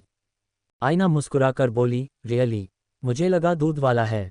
ये सुनते ही खन्ना के एक्सप्रेशंस पूरी तरह बदल गए। वो धीरे से बोला, दूध वाला? कहते हुए उसने एक बार खुद को देखा। उसने पूरी तरह वकील वाले कपड़े पहने हुए थे। अब उसे ये समझ में नहीं आया था कि आईना को वो दूध वाला कैसे नजर आ रहा था। तभी आईना ने उसके सामने चुटकी बजाकर कहा, वकील पहले ये बताओ कि तुम यहाँ पर करने क्या आए हो। खन्ना एकदम से होश में आकर बोला, मिस्टर बिरला ने आपके लिए कुछ पेपर्स भिजवाए हैं, आप एक बार देख लीजिए और फिर डिसाइड करें कि आपको क्या करना है। बोलकर उसने एक फाइल सीधे आईना की तरफ बढ़ा दी। आईना ने फाइल ली और खन्ना के मुंह पर दरवाजा बंद कर दिया। खन्ना धीरे से बोला, आई कांट बिलीव कि मिस्टर बिरला उसके पीछे पागल हैं। She is so rude. Aaina सीधे जाकर सोफे पर बैठ गई और उसने वो फाइल खोलकर देखी। धीरे धीरे फाइल पढ़ने के बाद उसके एक्सप्रेशंस बदलते जा रहे थे। थोड़ी देर बाद उसने गुस्से में फाइल बंद की और धीरे से बोली, ये रिवाज बिरला मेरा पीछा छोड़ेगा या नहीं? मुझे नहीं रहना उसके साथ 6 महीने। बोलकर उसने वो फाइल कोने में फेंक दी। वो कोर्ट से नोटिस था। अगर आईना और रिवाज को डाइवोर्स चाहिए था तो उन्हें उससे पहले 6 महीने तक एक ही छत के नीचे रहना था और ये कोर्ट का फाइनल ऑर्डर था। थोड़ी देर बाद विप्लव अपार्टमेंट वापस आ चुका था। वो किसी काम से बाहर गया हुआ था। विप्लव जैसे ही अंदर आया, उसकी नज़र आईना की तरफ चली गई जो हाल में बैठी हुई थी और बिना किसी भाव के सामने देख रही थी। विप्लव उसके पास बैठकर बोला, what happened madam, is everything all right? आईना बिना किसी भाव के बोली, विप्लव वो रिवाज बिरला, मुझे नहीं रहना उसके साथ, कुछ करो, लेकिन मैं नहीं रह सकती उसके साथ एक छत के नीचे। उसकी बात सुन विप्लव कंफ्यूज हो गया, क्योंकि उसे नहीं पता था कि आखिर हुआ क्या। आईना ने फाइल उठाकर सीधे विप्लव के हाथ में रख दी। विप्लव ने वो फाइल अच्छी तरह से चेक की और सब कुछ पढ़ने के बाद आईना को देखकर बोला, सॉरी मैडम, पर रहना पड़ेगा। ये लीगल पेपर्स हैं, हम कुछ नहीं कर सकते। उसकी बात सुन आईना उसे घूरने लगी। विप्लव गहरी सांस लेकर बोला, सॉरी मैडम, कुछ नहीं कर सकते। उसकी बात सुनकर आईना ने कसकर अपने हाथों की मुट्ठी बना ली और गुस्से में बिना कुछ बोले अपने बेडरूम में चली गई। विप्लव बस उसे जाते देखते रह गया। पूरे दिन आईना अपने कमरे से बाहर नहीं निकली और विप्लव इस चीज़ को लेकर परेशान था क्योंकि वो खाना भी ढंग से नहीं खा रही थी। रात को विप्लव ने सोचा कि वो आईना के लिए उसकी पसंद का कुछ बनाएगा और ठीक उसी वक्त आईना बाहर आए। विप्लव की नज़र उसकी तरफ चली गई और वो हैरानी से बोला, आप कहीं जा रही हो? आईना बिना किसी भाव के बोली, दिमाग सही करने की ज़रूरत है मुझे, इसलिए बाहर जा रही हूँ। विप्लव ने एक बार फिर से आईना को देखा। इस वक्त आईना ने ब्लू रेड कलर की बॉडीकॉन ड्रेस पहनी हुई थी। उसकी ड्रेस के हिसाब से ऐसा लग रहा था कि वो शायद किसी क्लब में जा रही थी। थोड़ी देर बाद आईना वहां से निकल चुकी थी। करीब 1 घंटे बाद वो मुंबई के सबसे बड़े क्लब के बाहर थी। सुबह से आईना का दिमाग खराब था और उसे सच में अपना दिमाग सही करने की बहुत ज़रूरत थी।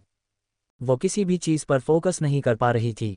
अपनी गाड़ी पार्क करके आईना सीधे अंदर चली गई। आईना ने एक बार अपनी नज़र चारों तरफ घुमाए और वो सीधे जाकर बार काउंटर के पास बैठ गई।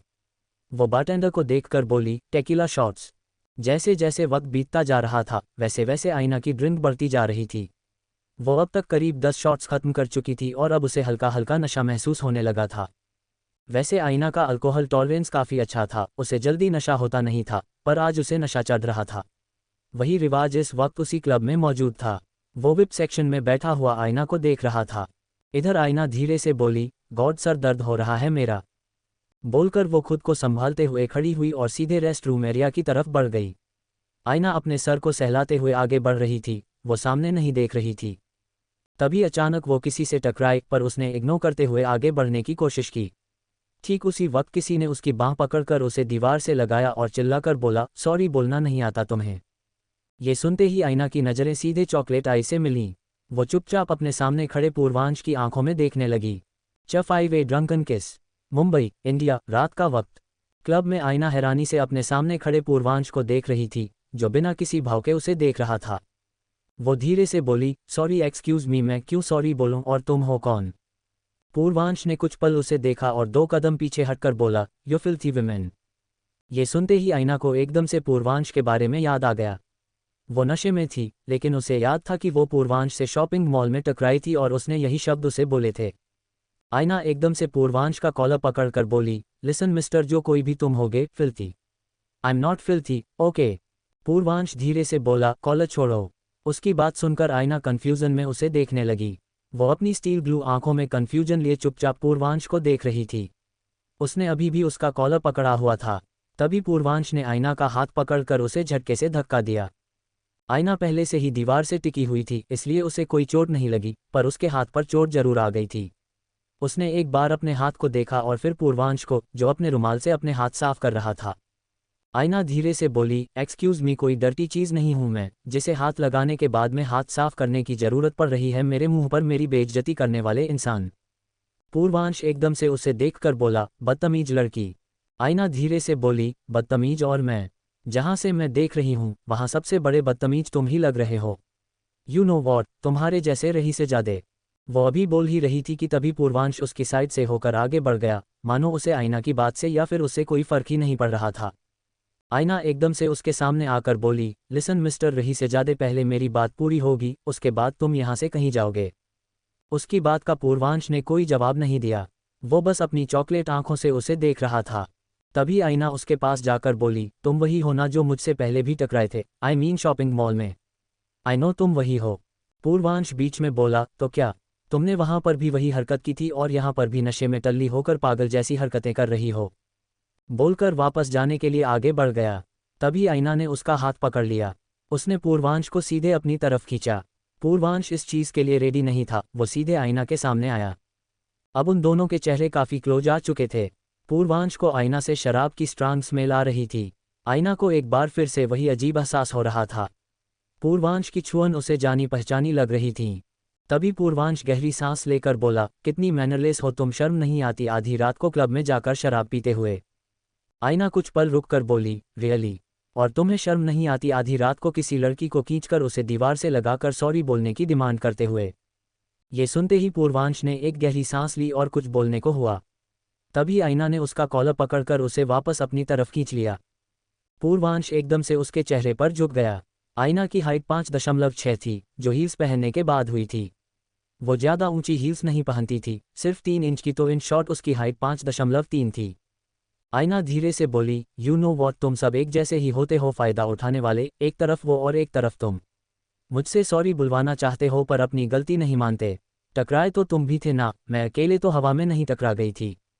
पूर्वांश बिना किसी भाव के बोला, बार बार कॉलर पकड़ने की कोई गंदी आदत है तुम्हारी? तुम्हें किसी ने बताया नहीं कि किसी अनजान को छूना भी गलत होता है? कहीं वो अनजान तुम्हें बर्बाद ना कर दे। बोलते हुए उसकी चॉकलेट आइस इस वक्त इस कदर डरावनी थी, जो अगर आईना अपने होश में देखती तो वो पूर्वांश से दूर भाग जाती। आईना धीरे से बोली, बर्बाद? पर मैं तो ऑलरेडी एक बार बर्बाद इंसान हूं, तुम क्या बर्बाद करोगे? वैसे तुम्हारा नाम क्या है? पूर्वांश ने बिना कुछ बोले एक बार अपनी रिस्ट वॉच देखी। उसे यहाँ से निकलना था, उसका टाइम वेस्ट हो रहा था। तभी आईना उसके सामने चुटकी बजाकर बोली, बहरे हो क्या? पूर्वांश उसे देखकर बोला, शट अप। बोलकर उसने आईना को धक्का दिया। आईना खुद को संभाल नहीं पाए और वो सीढ़ियों से नीचे गिर गई, जिससे उसके फोरहेड पर हल्की चोट आ गई। आईना एकदम से चिल्लाकर बोली, तुमने मुझे मारा। ये सुनते ही पूर्वांश ने गुस्से में उसे देखा। उसे आईना से अब बहुत ज़्यादा इरिटेशन हो रही थी। तभी आईना खड़ी होते हुए बोली, तुमने मुझे मारा। पूर्वांश उसे देखकर बोला, कर लिया नाटक। लिसन, ये शराब पीकर नाटक करने वाली हरकत कहीं और जाकर करो। मेरा दिमाग खराब मत करो वरना तुम्हारे लिए। वो अभी बोल ही रहा था कि तभी आईना उसके पास जाकर बोली, वरना क्या? और ये बात बात पर धमकी क्यों दे रहे हो? खोखली धमकी देने के अलावा कुछ और भी आता है तुम्हें? पूर्वांश एकदम से उसका हाथ झटक कर बोला, लिसन, मेरा दिमाग खराब करने की जरूरत नहीं है। यू नो वॉट, तुम्हारे जैसे। आईना बीच में बोली, मेरे जैसे? What do you mean by मेरे जैसे? आईना कपूर जैसा कोई नहीं है। आईना कपूर खुद एक ही है और मेरे अलावा मेरे जैसा कोई नहीं हो सकता। बोलकर वो एकदम से लड़खड़ाए। पूर्वांश ने हाथ आगे बढ़कर आईना का हाथ पकड़ लिया और उसे एकदम से अपने पास खींच लिया। वो गौर से अपनी चॉकलेट आंखों से आईना के चेहरे को देख रहा था।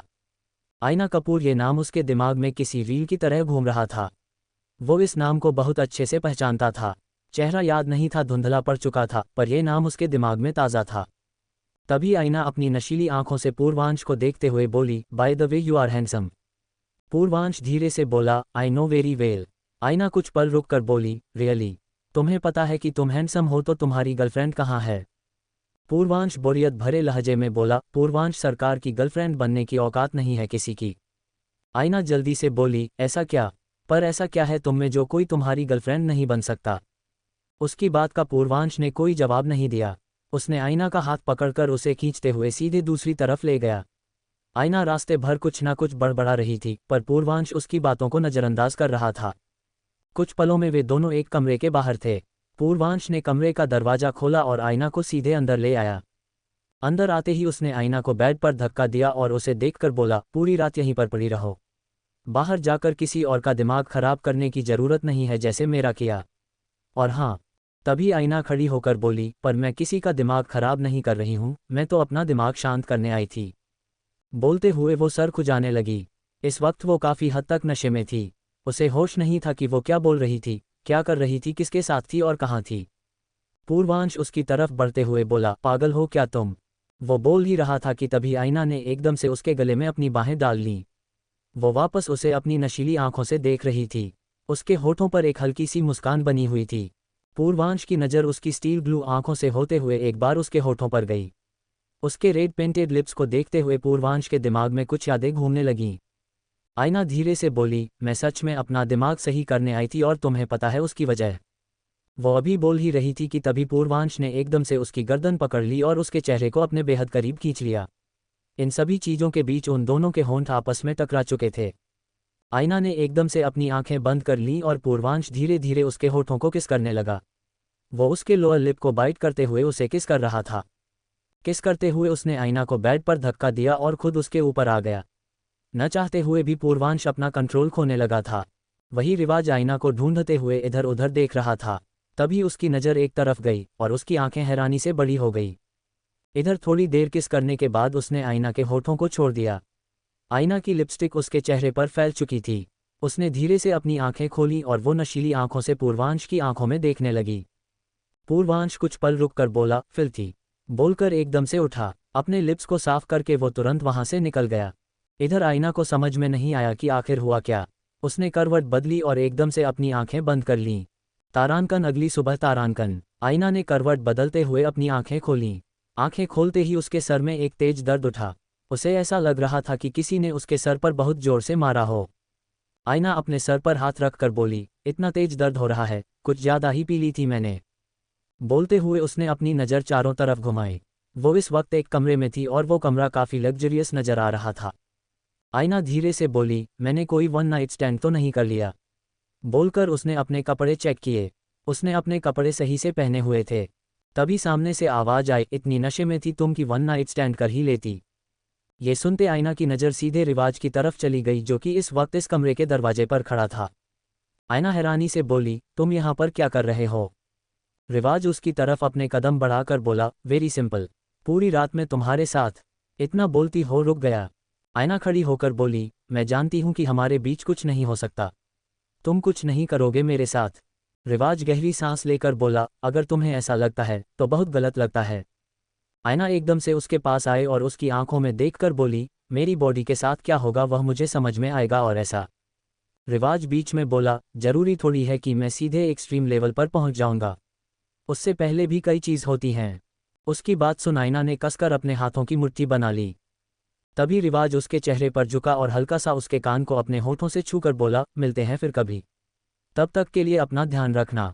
बोलकर उसने वहीं सोफे पर रखा हुआ अपना ब्लेजर उठाया और एक नज़र आयना को देखकर वहां से चला गया। आयना खुद से बोली, ब्लडी हेल। बोलकर उसने एक बार खुद को जाकर मिरर में देखा। उसकी बॉडी में उसे कोई भी खास चेंज नजर नहीं आता, सब कुछ नॉर्मल था। आयने ने अपनी आंखें बंद करके कल रात के बारे में याद करने की कोशिश की, लेकिन तभी भी उसे कुछ ढंग से याद नहीं आ रहा था, सब कुछ धुंधला धुंधला सा था। आयना ने अपनी पॉकेट से फ़ोन निकाला और सीधे विप्लव को कॉल करके बोली, विप्लव जल्दी से आ जाओ, I am sending you my location. बोलकर उसने कॉल कट कर दिया और वो तुरंत बाहर निकल गई। करीब 15 मिनट के अंदर विप्लव गाड़ी लेकर वहां पर आ चुका था। आयना अपना चेहरा छुपाते हुए सीधे जाकर गाड़ी में बैक सीट पर बैठ गई। विप्लव एक नज़र उसे देखकर बोला, क्या हुआ, आप यहाँ पर पूरी रात क्या कर रही थीं? बोलकर उसने गाड़ी स्टार्ट कर दी। आयना कुछ पल रुक कर बोली, कुछ नहीं, बस नशे में सो गई थी कमरे में। विप्लव ने एक बार उसे देखा और वापस सामने देखने लगा। आयना आई रोल करते हुए बोली, रिलैक्स, कुछ ऐसा वैसा नहीं किया, बस नशे में सो गई थी। विप्लव गहरी सांस लेकर बोला, ओके तब ठीक है, वैसे मिस्टर बिरला का मैसेज आया था मुझे। आयना धीरे से बोली, उस इंसान के पास तुम्हारा फ़ोन नंबर कैसे पहुंच गया? विप्लव कुछ पल रुक कर बोला, शायद आपकी असिस्टेंट का नंबर वायरल है। आयना धीरे से बोली, नहीं होना चाहिए था। विप्लव कुछ पल रुक कर बोला, अब क्या कर सकते हैं, आप बताओ कि आपको जाना कहाँ है? आयना कुछ पल रुक कर बोली, एक काम करो, सीधे बिरला हाउस लेकर चलो। ये सुनते ही विप्लव ने एकदम से ब्रेक लगाया और आयना की तरफ देखा, जो मुस्कुराते हुए सामने देख रही थी। विप्लव धीरे से बोला, क्या चल रहा है आपके दिमाग में? आयना वैसे ही मुस्कुराते हुए बोली, लोगों को लगता है कि इंसान बदलते नहीं हैं, तो चलो ना बताते हैं कि आयना कपूर 5 सालों में सीता से गीता बन चुकी है। इतना तो बनता है। विप्लव कुछ पल रुक कर बोला, बैंड बजाने वाली हो आप सबकी। बोलकर उसने वापस गाड़ी स्टार्ट कर दी। 6 I am pregnant, Mumbai, India, सुबह का वक्त। विप्लव ने गाड़ी सीधे बिरला हाउस के बाहर रोकी। वो आयना को देखकर बोला, आपको सच में लगता है कि सब कुछ सही होगा? आयना मुस्कुराते हुए बोली, विप्लव मैं कुछ भी सही नहीं करने जा रही, मैंने ठेका नहीं ले रखा है, मैं सिर्फ और सिर्फ दिमाग खराब करने जा रही हूँ। ओके, अब तुम वापस जाओ, जब तक मैं तुम्हें कॉल नहीं करूँ तब तक तुम मुझे ना तो कॉल ना कोई मैसेज करोगे, यहाँ मैं खुद हैंडल करूँगी। विप्लव गहरी सांस लेकर बोला, ओके, जैसी आपकी मर्जी। आयना ने उसकी बात का कोई जवाब नहीं दिया, वो बस जल्दी से गाड़ी से उतर गई और आगे बढ़ गई। वहां जितने भी गार्ड थे उन्होंने जैसे ही आयना को देखा उसके लिए दरवाजा खोल दिया। आखिर सब लोग आयना को जानते थे, वो पुराने लोग थे। आयना सीधे बिरला हाउस के मैं गेट तक पहुंची और उसने डोर बेल बजाई। करीब 1 मिनट के अंदर ही दरवाजा खुल गया। आयना की नज़रें अपने सामने खड़ी औरत की तरफ चली गई। उसने उस औरत को कुछ पल देखा और एकदम से मुस्कुराकर बोली, हेलो सासू माँ। वो औरत हैरानी से बोली, आयना तुम यहाँ पर? आयना जबरदस्ती मुस्कुराते हुए बोली, एग्जैक्टली मैं यहाँ पर। आपके बेटे ने इतनी जिद करके मुझे यहाँ पर बुलाया तो फिर आना बनता ही था, है ना मेरी सासू माँ, यानी कि मिसेस मोहिनी बिरला। मोहिनी बिना किसी भाव के बोली, अंदर नहीं आओगी तुम, यहाँ पर तुम्हारी कोई जगह। आयना बीच में बोली, ये बात अगर अपने बेटे को बता देती तो फिर मुझे अंदर आने की ज़रूरत नहीं पड़ती, पर क्या है ना मिसेज मोहिनी बिरला, आपके बेटे ने खुद मुझे यहाँ पर इन्वाइट किया है ज़बरदस्ती, तो आना तो पड़ेगा। बोलकर उसने मोहिनी को एक तरफ किया और अंदर चली आई। मोहिनी चिल्लाकर बोली, आयना कपूर, अभी के अभी निकलो यहाँ से, 5 साल पहले जैसे गई थी वैसे ही निकल जाओ। आयना उसकी तरफ मुड़कर बोली, मोहिनी आंटी, मैं तो निकल चुकी थी, कभी वापस नहीं आने के लिए गई थी। गलती आपके बेटे की है जो मेरे पीछे इतना पागल है कि मुझे अपने साथ रखने के लिए किसी भी हद तक जाने को तैयार है। उन दोनों की बहस चल रही थी कि तभी आयना की नज़रें एक लड़की की तरफ चली गई। ये वही लड़की थी जो उस दिन रिवाज के साथ भी थी। आयना सार्कास्टिकली बोली, ग्रेट मोहिनी आंटी, आपकी पसंद कुछ खास नहीं है। मोहिनी एक नज़र उस लड़की को देखकर बोली, प्रियंका बेटा, तुम दूर रहना इस लड़की से। ये सुनते ही आयना ने एकदम से मोहिनी की तरफ देखा, पर वो कुछ बोली नहीं। मोहिनी उसे घूरते हुए बोली, इतनी मनहूस है कि पहले मेरे बेटे को फंसा गई फिर अपना। आयना बीच में बोली, कंट्रोल करिए ना मोहिनी आंटी, ज़्यादा बोलेंगी तो मेरी भी जुबान ज़्यादा चलेगा, बर्दाश्त नहीं कर पाएंगी, यही बेहोश हो जाएंगी, समझी। प्रियंका उसे देखकर बोली, ये कौन से मैनर्स है, बात करने की तमीज नहीं है कि बड़ों से बात कैसे करते हैं। आईना उसे देखकर बोली, हेलो तमीज की गुड़िया, मैं बदतमीज तो बदतमीज ही सही, थैंक्स। बोलकर वो तुरंत ऊपर चली गई। मोहिनी और प्रियंका हैरानी से उसे जाते देखे रह गए। इधर आईना सीधे रिवाज के कमरे में पहुंची, वही कमरा जहां पर वो 5 साल पहले थी, ऑलमोस्ट 1 साल तक थी उसकी शादी। उसकी पहली शादी, जहां वो खुश थी, शायद रिवाज के साथ उसने सोच लिया था कि वो पूरी जिंदगी रहेगी। आईना ने जल्दी से दरवाजा बंद किया और वो सीधे जाकर बेड पर बैठ गई। वो खुद से बोली, कितना विश्वास किया था मैंने तुम पर रिवाज। तुमने खुद मुझे विश्वास करवाया था, लेकिन तुमने एक झटके में सब कुछ तोड़कर रख दिया। बोलते हुए वो कहीं खो गई। फ्लैशबैक 6 साल पहले। आज की एक रात थी और कल आईना और रिवाज की शादी थी। दोनों परिवारों में बहुत खुशी थी। वही आईना ने रिवाज को मिलने के लिए एक झील किनारे बुलाया था, जहां पर वो पहले भी रिवाज से मिली थी। आईना इस वक्त झील के किनारे खड़ी थी। उसने डार्क पिंक कलर का गाउन पहना हुआ था, हाथों में चूड़ियां थी, मेहंदी थी। तभी पीछे से आवाज आई, आईना तुमने मुझे यहाँ बुलाया। ये सुनते ही आईना ने एकदम से मुड़कर रिवाज को देखा, जो उससे थोड़ी दूरी पर खड़ा था और उससे थोड़ी दूरी पर ही उसकी बाइक भी खड़ी थी। आईना धीरे से बोली, कुछ बात करनी है तुमसे, मेरी बात सुनोगे। बोलते हुए वो बेहद मासूमियत से अपनी स्टील ब्लू आंखों से उसे देख रही थी। रिवाज उसके तरफ बढ़ते हुए बोला, बिल्कुल सुनूंगा, क्यों नहीं सुनूंगा मैं तुम्हारी बात। क्या हुआ, सब ठीक है ना। बोलते हुए उसके पास आ चुका था। आईना ने कुछ पल रिवाज की आंखों में देखा, जो उसे क्यूरियस नजरों से देख रहा था। वो धीरे से बोली, रिवाज, वो एक्चुअली आई डोंट नो कैसे हुआ, मतलब सॉरी प्लीज। मैं रिवाज उसके गाल पर हाथ रख कर बोला, पर हुआ क्या है। आईना एकदम से अपनी आंखें बंद करके बोली, I am pregnant, 2 months pregnant, I am sorry. उसकी बात सुन रिवाज हैरानी से उसे देखने लगा। ऐसा लग रहा था कि उसके पैरों तले जमीन खिसक चुकी थी। उसकी होने वाली बीवी, जिसे उसने कभी हाथ तक नहीं लगाया था, वो 2 महीने से प्रेग्नेंट थी। किसका बच्चा था, ये सवाल उसके दिमाग में घूम रहा था। और आईना ऐसी नहीं थी, फिर ये सब कैसे। रिवाज आईना के गाल से अपना हाथ हटाते हुए बोला, कैसे, किसका बच्चा है। आईना एकदम से अपनी आंखें खोलकर बोली, मुझे नहीं पता, आई एम सॉरी, मुझे कुछ भी नहीं पता, प्लीज़ मुझे गलत मत समझना, प्लीज़ रिवाज। बोलते हुए वो धीरे धीरे रोने लगी थी। रिवाज चुपचाप खड़ा उसे देख रहा था। उसके सामने आईना बस सर झुका रोए जा रही थी। वो रिवाज को देख भी नहीं रही थी, उसे बहुत अजीब लग रहा था। तभी रिवाज उससे बोला, मुझे बताओ ये कैसे हुआ है, किसने किया, जानती हो तुम उसे, किसी ने जबरदस्ती की। ये सवाल सुनते ही आईना एकदम से चुप हो गई और उसके दिमाग में वही रात घूम गई, जिस रात एक अनजान शख्स ने जानबूझकर उसके साथ ये सब कुछ किया गया था, पर वो ये बात रिवाज को बता नहीं सकती थी। आईना धीरे से बोली, पता नहीं। बोलते हुए उसने एकदम से रिवाज को देखा और वापस सर झुका लिया। उन दोनों के बीच बिल्कुल शांति थी, कोई कुछ नहीं बोल रहा था। तभी आईना धीरे से बोली, तुम शादी के लिए मना कर दो कि तुम्हें शादी नहीं करनी, तुम्हारी जिंदगी बर्बाद हो जाएगी। मैं रिवाज बीच में बोला, हम शादी करेंगे। ये सुनते ही आईना हैरानी से अपनी स्टील ब्लू आंखों से उसे देखने लगी। रिवाज हल्का सा आगे बढ़ा और आईना के चेहरे को अपने हाथों में भरकर बोला, मैं तुम्हें नहीं छोड़ूंगा, listen I love you, okay.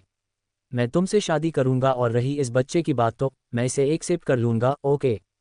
कोई प्रॉब्लम नहीं होगी, किसी को कुछ पता नहीं चलेगा, मैं तुम पर कोई बात नहीं आने दूंगा।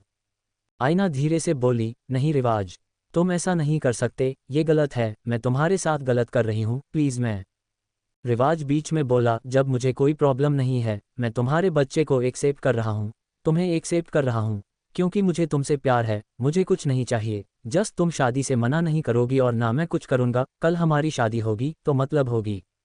अपनी बात बोलकर उसने आईना को अपने सीने से लगा लिया। उसके सीने से लगते ही आईना धीरे धीरे रोने लगी थी। उसे अब जाकर शांति मिल रही थी कि कुछ भी खराब नहीं होगा। इधर रिवाज बिना किसी भाव के सामने झील की तरफ देख रहा था, क्योंकि उसके दिमाग में तो कुछ और ही चल रहा था। फ्लैशबैक एंड तारांकन। आईना ने एकदम से अपनी आंखें खोली, उसकी स्टील ब्लू आंखें हल्की लाल थी। वो धीरे से बोली, धोखा दिया तुमने मुझे, सबसे बड़ा धोखा दिया तुमने मिस्टर रिवाज बिरला। किसी पर विश्वास नहीं था मुझे, सिर्फ और सिर्फ तुम पर था, और कितनी बड़ी बेवकूफ़ी में थी मैं। सोच रही थी कि तुम हमेशा मेरा साथ दोगे। बोलते हुए ना चाहते हुए भी उसकी आंख से एक कतरा आंसू बह गया। वहीं दूसरी तरफ हेल्थ एंड हेवन फार्मास्यूटिकल्स में पूर्वांश इस वक्त लैब में था और वो एक मेडिसिन बनाने के पीछे लगा पड़ा था। ये उसका इस साल का सबसे पहला और सबसे बड़ा प्रोजेक्ट होने वाला था, जिसके लिए वो दिन रात एक करने में लगा था। पूर्वांश अपना मास्क लगाए लैब में मेडिसिन फॉर्मेशन का काम कर रहा था। तभी मल्हार वहां पर आकर बोला, सरकार, वो घर से कॉल आया था। उसकी बात का पूर्वांश ने कोई जवाब नहीं दिया, उसने बस एक नज़र अपनी चॉकलेट आंखों से देखा और वापस अपने काम पर ध्यान देने लगा। मल्हार धीरे से बोला, माधुरी का कॉल आया था, वो बता रही थी कि पर्व ने अपनी स्कूल में कंपटीशन जीता है। पूर्वांश अपना मास्क उतार कर बोला, गुड। और मल्हार उसे देखते हुए बोला, वो माधुरी जी बता रहे थी कि पर्व चाहता है कि वो इसके लिए पार्टी करें, वो आपके सामने नहीं बोलेगा पर वो चाहता है। और पूर्वांश बीच में बोला, ओके, कहाँ करनी है पार्टी? मल्हार जल्दी से बोला, सरकार वैसे आपको भी जाना पड़ेगा, वहाँ पर और भी बच्चे आएंगे, टीचर्स भी आएंगे, उनके पेरेंट्स वगैरह। तो अगर आप नहीं जाओगे तो फिर बात बिगड़ सकती है और आपके रेपुटेशन की बात है ना, रेपुटेशन। ये सुनते ही पूर्वांश के हाथ एकदम से रुक गए। वो मल्हार को देखकर बोला, कब है? मल्हार हल्का सा मुस्कुरा कर बोला, कल शाम को। पूर्वांश कुछ पल रुक कर बोला, लोकेशन, एड्रेस, थीम जो भी होगा मुझे भेज देना। पूर्वांश सरकार वहां पर पहुंच जाएगा अपना काम करने के लिए। रात का वक्त, बिरला हाउस। आईना इस वक्त रिवाज के कमरे की बालकनी में खड़ी थी। अचानक पीछे से एक आवाज आई। उसने एकदम से मुड़कर रिवाज को देखा, जो कि बालकनी के दरवाजे पर खड़ा हैरानी से उसे देख रहा था। वो एकदम से मुस्कुरा कर बोला, तुम आ गई। बोलकर वो उसकी तरफ बढ़ गया। आईना जल्दी से बोली, जहां हो वहीं रुक जाओ, मुझे छूने की, मेरे पास आने की कोशिश मत करना। उसके इतना कहते ही रिवाज के कदम रुक गए, उसकी स्माइल पूरी तरीके से गायब हो चुकी थी। वो बस चुपचाप आईना को देखने लगा। आईना बिना किसी भाव के बोली, मुझे यहाँ पर नहीं रहना है। रिवाज कुछ पल रुक कर बोला, तुम्हारे पास ऑप्शन नहीं है, कोर्ट के ऑर्डर है। आईना बिना किसी भाव की बोली, व्हाट द हेल, कोर्ट के ऑर्डर? मैं दोबारा पेटिशन फाइल करूंगी। और एक बात, 5 साल से मैं तुम्हारे साथ रह नहीं रही हूं, तो वैसे भी हमारी शादी तो इनवैलिड होनी है। तुम्हें क्या लगता है मुझे पता नहीं चल रहा कि ये सब कुछ तुम पैसे खिला करके करवा रहे हो? मैं तुम्हें पागल नजर आती हूँ क्या? तभी रिवाज बोला, भूलना नहीं मिस आईना कपूर, तुम पागल नहीं हो, तुम मासूम हो जिसे ये लगता है कि वो किसी से भी जीत जाएगी। आईना गहरी सांस लेकर बोली, रिवाज एक वक्त पर मैं इतनी इनोसेंट थी ना कि तुम्हारे जैसे 1000 लोग ना मेरे साथ कुछ भी करके चले जाए, मैं चुपचाप देखते रह जाऊं, कुछ नहीं कर पाऊं, जवाब ना दे पाऊं। लेकिन अब सिचुएशन बहुत अलग है। 5 साल लगे मुझे यहाँ तक खुद को पहुँचाने में, गलतियाँ तो नहीं करने आई हूँ मैं। रिवाज उसकी आंखों में देखते हुए बोला, तुम नहीं जाओगी आईना, आई लव यू। आईना धीरे से बोली, यू लव मी? तब कहाँ गया था तुम्हारा प्यार? जब तुमने मेरे साथ इतनी बड़ी नाइंसाफ़ी की थी, तब कहाँ गया था तुम्हारा प्यार? जब तुमने मेरे विश्वास को तोड़कर रख दिया, तब कहाँ गया था तुम्हारा प्यार? वो अभी बोल ही रही थी कि तभी रिवाज उसे अपने एकदम पास खींचकर बोला, नहीं चाहता था कि कोई हमारे बीच आए, तुम्हारे और मेरे बीच, मुझे कोई तीसरा नहीं चाहिए था, इसलिए दूर कर दिया मैंने। और वो अभी बोल ही रहा था कि तभी आईना उसे जोर से धक्का देकर बोली, खबरदार, अगर अपने मुंह से ऐसी कोई बकवास की तो मुझे कुछ भी नहीं सुनना है। रिवाज गहरी सांस लेकर बोला, कुछ नहीं सुनना है तुम्हें? ओके फाइन, पर तुम यहाँ से नहीं जाने वाली बस। बोलकर तुरंत वहां से चला गया। आईना धीरे से बोली, अगर मैं यहाँ से जाऊंगी नहीं तो तुम सबका जीना हराम नहीं कर दूंगी क्या? बहुत शौक है ना मुझे यहाँ पर रखने का। अब देखो तुम्हारी प्यारी माँ यानी कि मेरी सासू माँ को मैं कैसे मजबूर करती हूँ मुझे यहाँ से निकालने के लिए। बोलते हुए उसके होठों पर एक तिरछी मुस्कान तैर गई। 7 आईना की लगाई आग। मुंबई, इंडिया। अगला दिन, बिरला हाउस। पूरी रात आईना गेस्ट रूम में सोई हुई थी। वो रिवाज के साथ एक कमरा शेयर करने वाली बिल्कुल भी नहीं थी। वो सोच भी नहीं सकती थी कि वो रिवाज के साथ एक कमरे में रहे, ऐसा तो बिल्कुल नहीं होने वाला था। आईना ने एक बार अपना बैग चेक किया, तभी उसका फ़ोन बजा। उसके कॉल पिक करते ही दूसरी तरफ से विप्लव बोला, आईना ब्यूटी की जो नई ब्रांच मुंबई में खुलने वाली है उसकी सारी तैयारी हो चुकी है, अब आप मुझे बताओ कि आप क्या कर रही हो? आईना मुस्कुराते हुए बोली, कहा था ना मैंने, सीता से गीता बनने का काम हो चुका है मेरा। अपनी सासू माँ को थोड़ा परेशान कर लूँ, फिर आती हूँ ना मैं, फिर मजे करेंगे हम। विप्लव एकदम से हंसकर बोला, क्या चल रहा है आपके दिमाग में? आईना वैसे ही मुस्कुराते हुए बोली, जोर का झटका है, जोरों से लगा। पता चल जाएगा तुम्हें, मतलब मैं खुद बताऊंगी, अभी मैं जा रही हूँ। ओके, तमाशा करने का वक्त आ चुका है। बोलकर उसने कॉल कट कर दिया। आईना ने एक नज़र खुद को मिरर में देखा। इस वक्त उसने बेबी ब्लू कलर का ड्रेस पहना हुआ था। वो खुद से बोली, I am looking quite beautiful Mrs Mohini Birla. अब आप ही तो मुझे धक्के मार कर निकालेंगी, तो मैं पहले से तैयार हूँ, सामान पैक है, सब कुछ रेडी है। बोलकर वो तुरंत गेस्ट रूम से निकल गई। आईना जैसे ही नीचे पहुंची, उसकी नज़र हॉल में बैठे हुए सभी लोगों पर पहुंच गई। इस वक्त हॉल में सभी लोग थे रिवाज को छोड़कर। मोहिनी, प्रियंका, रिवाज के डैड मिस्टर अभिषेक बिरला और साथ ही रिवाज की छोटी बहन चंचल बिरला। अभिषेक एकदम से खड़े होकर बोले, आईना, रिवाज ने मुझे बताया था कि तुम वापस आ चुकी हो तो आईना बीच में बोली, वापस आई नहीं हूँ अंकल, जबरदस्ती मुझे लेकर आया गया है, और अगर मुझे कोई जबरदस्ती लेकर आएगा तो मैं वापस भी जा सकती हूँ। मोहिनी धीरे से बोली, तो चली क्यों नहीं जाती। तभी आईना आराम से सोफे पर बैठकर बोली, वैसे मेरे पैर बड़े दर्द हो रहे हैं, कुछ मिलेगा क्या। मोहिनी सार्कास्टिकली बोली, कुछ नहीं मिलेगा तुम्हें, अगर कुछ चाहिए तो जाकर बना लो, खुद कर लो जो भी करना है। आईना कुछ पल रुक कर बोली, अच्छा आइडिया, पर आपको पता है ना कि कुकिंग में मेरा हाथ थोड़ा ढीला है। मोहिनी बिना किसी भाव के बोली, जो करना है करो, मेरी नज़रों से दूर हटो। आईना मुस्कुराते हुए बोली, जैसी आपकी मर्जी, मैं अपने लिए खुद कुछ बना लूंगी। बोलकर वो तुरंत उठकर किचन की तरफ चली गई। प्रियंका कुछ सोचते हुए बोली, आंटी अगर उसने कुछ हरकत करने की कोशिश तो। मोहिनी गहरी सांस लेकर बोली, कुछ नहीं कर सकती है वो, ये चली क्यों नहीं जाती यहाँ से। मुझे ये लड़की मेरी नज़रों के सामने चाहिए नहीं, जब से मेरी बेटे की जिंदगी में आई है, मेरा बेटा इसके पीछे पागल हो रखा है। उसकी बात सुन प्रियंका ने कसकर अपने हाथों की मुट्ठी बना ली थी, जो चंचल ने देख लिया था पर वो कुछ बोली नहीं। मोहिनी प्रियंका को देखकर बोली, चिंता मत करो, रिवाज की जिंदगी में उसकी बीवी बनकर तुम ही रहोगी, मैं किसी आईना को तुम दोनों के बीच नहीं आने दूंगी, मेरी बहू सिर्फ और सिर्फ तुम बनोगी। प्रियंका गहरी सांस लेकर बोली, आई नो आंटी। इधर आईना किचन में आकर बोली, बहू बनाना है तो बनाओ ना मोहिनी बिरला, लेकिन पहले मुझे तो निकाल दो, किचन बड़ा प्यारा है ना आपको, इतना तो मुझे पता है, आपका किचन आज आईना कपूर के हाथ से होगा स्वाहा। बोलकर उसने अपनी नज़र चारों तरफ घुमाई। आते हुए उसने मोहिनी और प्रियंका की बातें सुन ली थी। इधर मोहिनी प्रियंका को दिलासा दिए जा रही थी कि रिवाज की जिंदगी में वही रहेगी। प्रियंका चुपचाप उसकी बातें सुन रही थी कि तभी अचानक एक बहुत जोर की आवाज़ आए। वो चारों के चारों एकदम से खड़े हो गए। उन सब की नज़रें किचन की तरफ चली गई, जहां से हल्का हल्का धुआं आ रहा था। मोहिनी धीरे से बोली, नहीं मेरा किचन, बोलकर तुरंत किचन की तरफ भागी। सभी लोग किचन के पास आ चुके थे।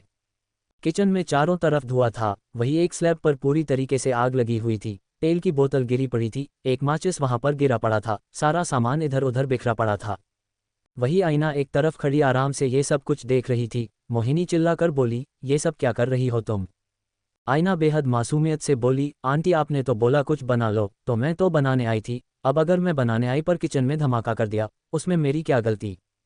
ये सुनते ही चंचल और अभिषेक ने एक बार एक दूसरे को देखा, उन दोनों को हंसी आ रही थी। आईना की बात सुनकर वही मोहिनी गुस्से से पागल हो रही थी। मोहिनी एकदम से आगे आए और आईना का हाथ पकड़कर बोली, तुम अभी के अभी निकलोगी यहाँ से।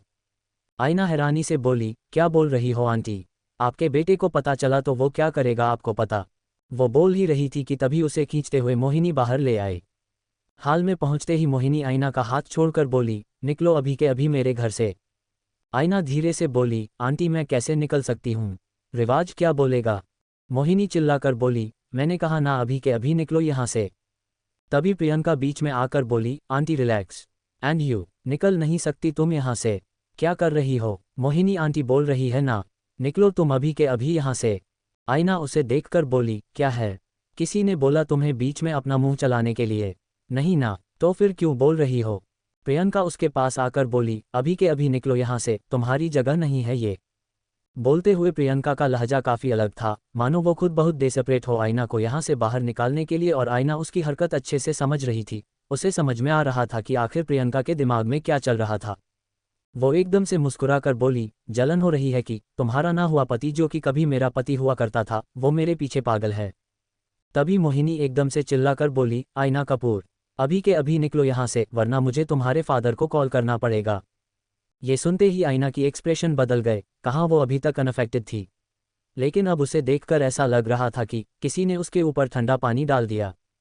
आईना की स्टील ब्लू आंखें एक नज़र मोहिनी की तरफ चली गई। वो धीरे से बोली, जा रही हूँ मैं, लेकिन अपने बेटे को संभाल लेना कि वो मेरे पीछे आने की कोशिश ना करें, बाकी मैं ये देख लूंगी कि मुझे यहाँ वापस ना आना पड़े। ओके चंचल, मेरा बैग लेकर आना, गेस्ट रूम में होगा। उसकी बात सुन चंचल जल्दी से ऊपर चली गई। थोड़ी देर बाद वो आईना का बैग ले आए। आईना मुस्कुराते हुए चंचल से बोली, मैं जा रही हूँ। ओके। चंचल धीरे से बोली, ओके भाभी, आई मीन आईना दी। आईना धीरे से बोली, गूगल पर सर्च कर लेना, आईना ब्यूटी पर एक नंबर मिलेगा, ठीक है। मेरे असिस्टेंट का नंबर होगा, उसे कॉल करके बोलना कि तुम हो, मैं बात करूंगी। ओके। चंचल धीरे से बोली, ओके। तभी आईना बोली, चलती हूँ, एक रात के लिए थैंक यू, बड़ा मजा आया मुझे। बोलकर मुस्कुराते हुए वहां से निकल गई। बिरला हाउस से निकलकर आयना सीधे अपने अपार्टमेंट पहुंच चुकी थी। अपार्टमेंट के अंदर एंट्री लेते ही उसने एक गहरी सांस ली और धीरे से बोली, एक दिन में मुझे मेरे अपार्टमेंट की इतनी याद आ गई। तभी पीछे से आवाज आई, थैंक गॉड आप वापस आ गई। ये सुनते ही आयना ने मुड़कर विप्लव को देखा और अगले ही पल वह उसके सीने से लग गई। विप्लव धीरे से बोला, आप ठीक हो? आयना मुस्कुराते हुए बोली, बिल्कुल ठीक हूँ, ऐसा लग रहा है कि किसी दलदल से निकल कर आ रही हूँ। तुम्हें पता है वहाँ बहुत अजीब लगता है, स्पेशली वो मोहिनी बिरला, जहरीली नागिन है वो। ये सुनते ही विप्लव को हंसी आ गई। आयना उससे अलग होकर बोली, मजाक नहीं कर रही हूँ मैं, कभी उन्हें फेस करोगे ना, तब पता चलेगा कैसे जहरीली नागिन की तरह जहर उगलते रहती है, और देखे तो वैसे जैसे अभी खा जाएंगी। विप्लव हंसते हुए बोला, ओके मैं समझ गया, वैसे हमें आज एक रेस्टोरेंट में जाना है। आयना उसे सवालिया नज़रों से देखते हुए बोली, कौन से रेस्टोरेंट और क्यों जाना है? विप्लव मुस्कुराते हुए बोला, मैंने आपको बताया था ना कि आयना ब्यूटी की ब्रांच मुंबई में खुलेगी, तो हमें उसके लिए ही जाना है। वो एक आर्किटेक्चर है, उनके साथ मीटिंग करनी है, सब कुछ फाइनलाइज करने जाना है। आयना गहरी सांस लेकर बोली, ओके टाइम बता दो। विप्लव जल्दी से बोला, शाम को निकलना है। आयना उसे देखते हुए बोली, ठीक है, तब तक मैं आराम करूंगी, वैसे भी पूरी रात वहां पर मैं ढंग से सो भी नहीं पाई। बोलकर वो सीधे अपने बेडरूम की तरफ चली गई। शाम का वक्त। आयना इस वक्त ड्रेसिंग टेबल के सामने खड़ी थी। इस वक्त वो प्रॉपर बिजनेस वूमेन की तरह रेडी थी। उसने व्हाइट कलर की शर्ट के ऊपर पिस्ता कलर का ब्लेजर पहने हुआ था, साथ ही व्हाइट कलर की स्ट्रेट पैंट, उसके बाल खुले हुए थे, वो पूरी तरीके से रेडी थी। थोड़ी देर बाद आयना बेडरूम से बाहर आकर बोली, चले। विप्लव उसे ऊपर से नीचे तक देखकर बोला, you are looking impressive.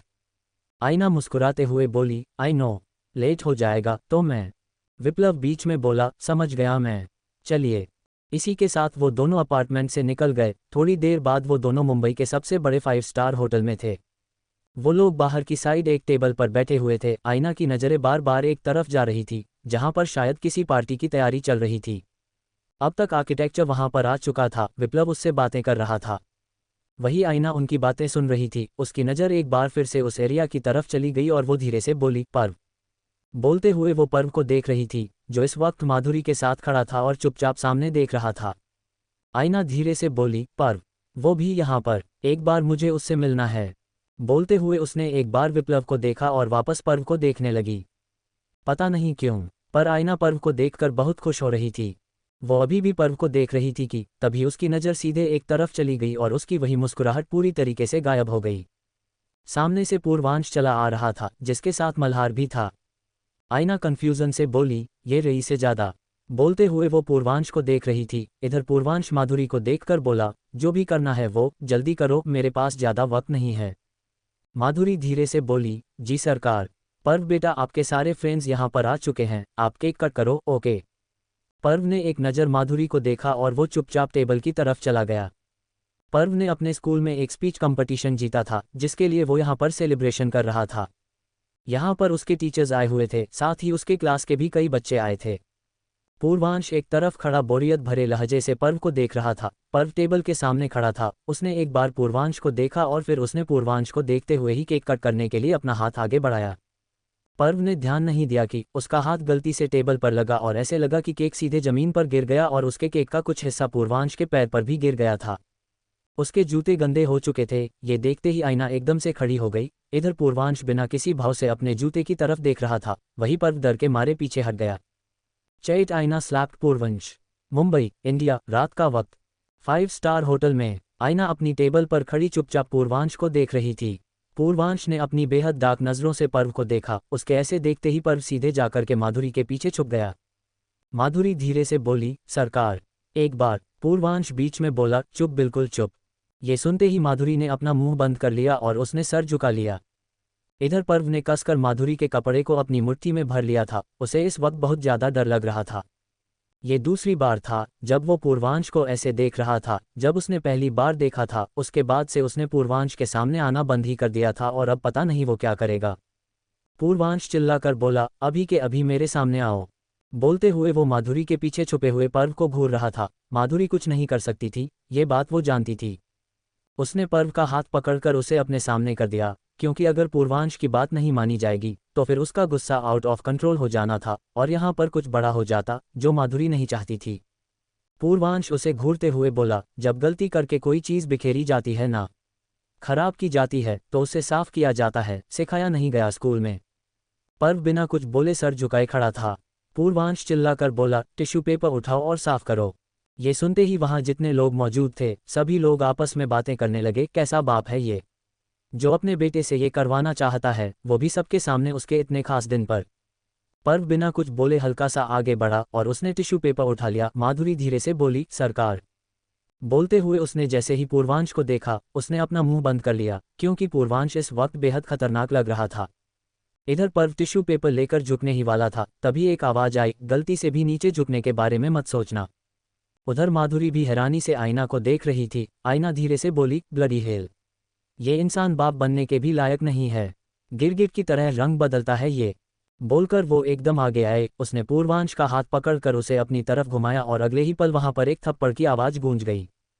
Purvansh का चेहरा एक तरफ झुका हुआ था। आईना उसे अपनी स्टील ब्लू आंखों से घूर रही थी। वहां बिल्कुल शांति छा गई। वहां खड़े सभी लोग हैरानी से इस थप्पड़ वाले तमाशे को देखने लगे और मन ही मन पूर्वांश को धिक्कारने लगे, लेकिन कोई भी मुंह से कुछ बोल नहीं रहा था। वही विप्लव हैरानी से आईना को देख रहा था। वो धीरे से बोला, आपकी लाइफ में प्रॉब्लम्स क्या कम थी जो आपने और प्रॉब्लम अपने तरफ लेना शुरू कर दिया। आईना पूर्वांश का कॉलर पकड़कर बोली, समझते क्या हो तुम खुद को? जब बच्चा संभाल नहीं जाता तो बच्चा पैदा क्यों करते हो? समझ में नहीं आता क्या कर रहे हो तुम? आई कैंट बिलीव कि ये बच्चा तुम्हारा है। कितना डरा हुआ है, ये दिख नहीं रहा तुम्हें? पूर्वांश उसकी बात का कोई जवाब नहीं दे रहा था। वो चुपचाप सर झुकाए खड़ा था। उसकी आंखें बिल्कुल लाल हो चुकी थी। उसके चेहरे पर गुस्सा साफ नजर आ रहा था, जो कि आईना पूरी तरीके से इग्नोर कर रही थी। इस वक्त वो बहुत ज्यादा गुस्से में थी। आईना चिल्लाकर बोली, जवाब दो तुम्हें। वो बोल ही रही थी कि तभी पूर्वांश ने एकदम से आईना की कलाई पकड़ ली। आईना की नज़र एक बार पूर्वांश के हाथ की तरफ गई और उसने वापस उसके चेहरे की तरफ देखा। पूर्वांश बिना कुछ बोले आईना का हाथ पकड़कर उसे खींचते हुए वहां से सीधे दूसरी तरफ ले गया। विप्लव हैरानी से बोला, ये आईना मैडम को कहाँ लेकर जा रहा है? बोलकर वो तुरंत उस डायरेक्शन में गया। अचानक विप्लव किसी से टकरा गया। वो जल्दी से बोला, सॉरी मैं जल्दी में हूँ। बोलकर उसने सामने देखा तो अब उसे पूर्वांश और आईना कहीं नजर नहीं आ रहे थे। इधर माधुरी पर्व के सामने घुटनों के बल बैठकर बोली, बेटा तुम ठीक हो ना? पर्व धीरे से बोला, माधुरी आंटी सॉरी, मैं बस पापा का रिएक्शन देख रहा था पर गलती से केक गिर गया, आई विल क्लीन। माधुरी बीच में बोली, नहीं ये सब करने की कोई जरूरत नहीं है। बोलकर उसने पर्व को अपने सीने से लगा लिया। पर्व धीरे से बोला, आईना आंटी, पापा आईना आंटी को डांटेंगे ना? माधुरी कुछ पल रुककर बोली, आईना आंटी बहुत स्ट्रांग है, देखा तुमने उन्होंने कैसे पापा को चुप कराया। माधुरी की ये बात सुनते ही अनजाने में पर्व के होठों पर एक हल्की सी मुस्कान तैर गई। वो धीरे से बोला, आईना आंटी इस सुपर आंटी। उसकी इस बात पर माधुरी हल्का सा हंस दी। इधर पूर्वांश आईना को खींचते हुए सीधे उस 5 स्टार होटल के एक कॉरिडोर में लेकर गया जहां बिल्कुल शांति थी। पूर्वांश ने गुस्से में आईना को सीधे दीवार से लगाया। उसने इतनी जोर से धक्का दिया था कि आईना की पीठ पर एक जोर का दर्द महसूस हुआ। उसने दर्द के मारे अपनी आंखें बंद की और धीरे से बोली, व्हाट द हेल। तभी पूर्वांश एकदम से उसका गला पकड़कर बोला, एग्जैक्टली व्हाट द हेल। ये सुनते ही आईना ने एकदम से अपनी आंखें खोली। इस वक्त पूर्वांश की आवाज ऐसी थी कि कोई भी उसकी आवाज सुनकर डर जाए, तो आईना भी कुछ अलग नहीं थी। उसने थप्पड़ मार दिया था, उसने सब कुछ कर दिया था, लेकिन अब उसे डर लग रहा था। वो इस वक्त पूर्वांश के साथ अकेली थी। वो चाहता तो कुछ भी कर सकता था।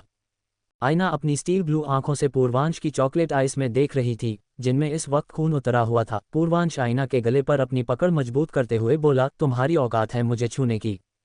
ये सुनते ही आईना की आंखें एकदम से फैल गई। पूर्वांश उसके चेहरे के बेहद करीब आकर बोला, तुम्हारी औकात है मुझे छूने की? जो तुमने मुझे छुआ, मुझे थप्पड़ मारा, वो भी इतने लोगों के सामने। कौन हो तुम? औकात क्या है तुम्हारी? बोलते हुए वो लगातार आईना के गले पर अपनी पकड़ मजबूत किया जा रहा था। धीरे धीरे आईना को सांस लेने में तकलीफ होने लगी थी, लेकिन पूर्वांश उसे छोड़ने को तैयार नहीं था। वो धीमी सी आवाज में बोली, छोड़ो मुझे। बोलते हुए उसने पूर्वांश को धक्का देने की कोशिश की, पर पूर्वांश उसके धक्का देने पर हिल तक नहीं रहा था। वो आईना के लाल होते हुए चेहरे को देख रहा था और लगातार उसके गले को दबाते जा रहा था। धीरे धीरे आईना को सांस लेने में और भी ज्यादा तकलीफ होने लगी थी और अब धीरे धीरे उसकी आंखें बंद होने लगी थी। पूर्वांश ने झटके से उसका गला छोड़ा और 2 कदम पीछे हट गया। आईना खांसते हुए नीचे बैठ गई। उसने अपने गले पर हाथ रखा और वो जोर जोर से खांसने लगे। पूर्वांश ने कुछ पल उसे देखा और फिर उसने आईना के बालों को कसकर मुट्ठी में भरते हुए उसे जबरदस्ती खड़ा किया। आईना की लाल आंखें सीधे पूर्वांश की आंखों से जा मिला। पूर्वांश सार्कास्टिकली बोला, व्हाट हैपन्ड? अब नहीं चला गया? आईना अभी भी लंबी सांस ले रही थी, वो इस वक्त बोलने की हालत में नहीं थी, पर फिर भी उसने पूर्वांश को धक्का दिया और फिर उसे मारने के लिए अपना हाथ उठाया। पूर्वांश ने एकदम से उसकी कलाई पकड़ी और उसे मरोड़कर उसकी पीठ से लगा दिया और अगले पल उसने आईना को घुमाया। आईना का फ्रंट अब दीवार से लगा हुआ था, उसकी पीठ पूर्वांश के सीने से लगी हुई थी। आईना धीरे से बोली, leave me right now.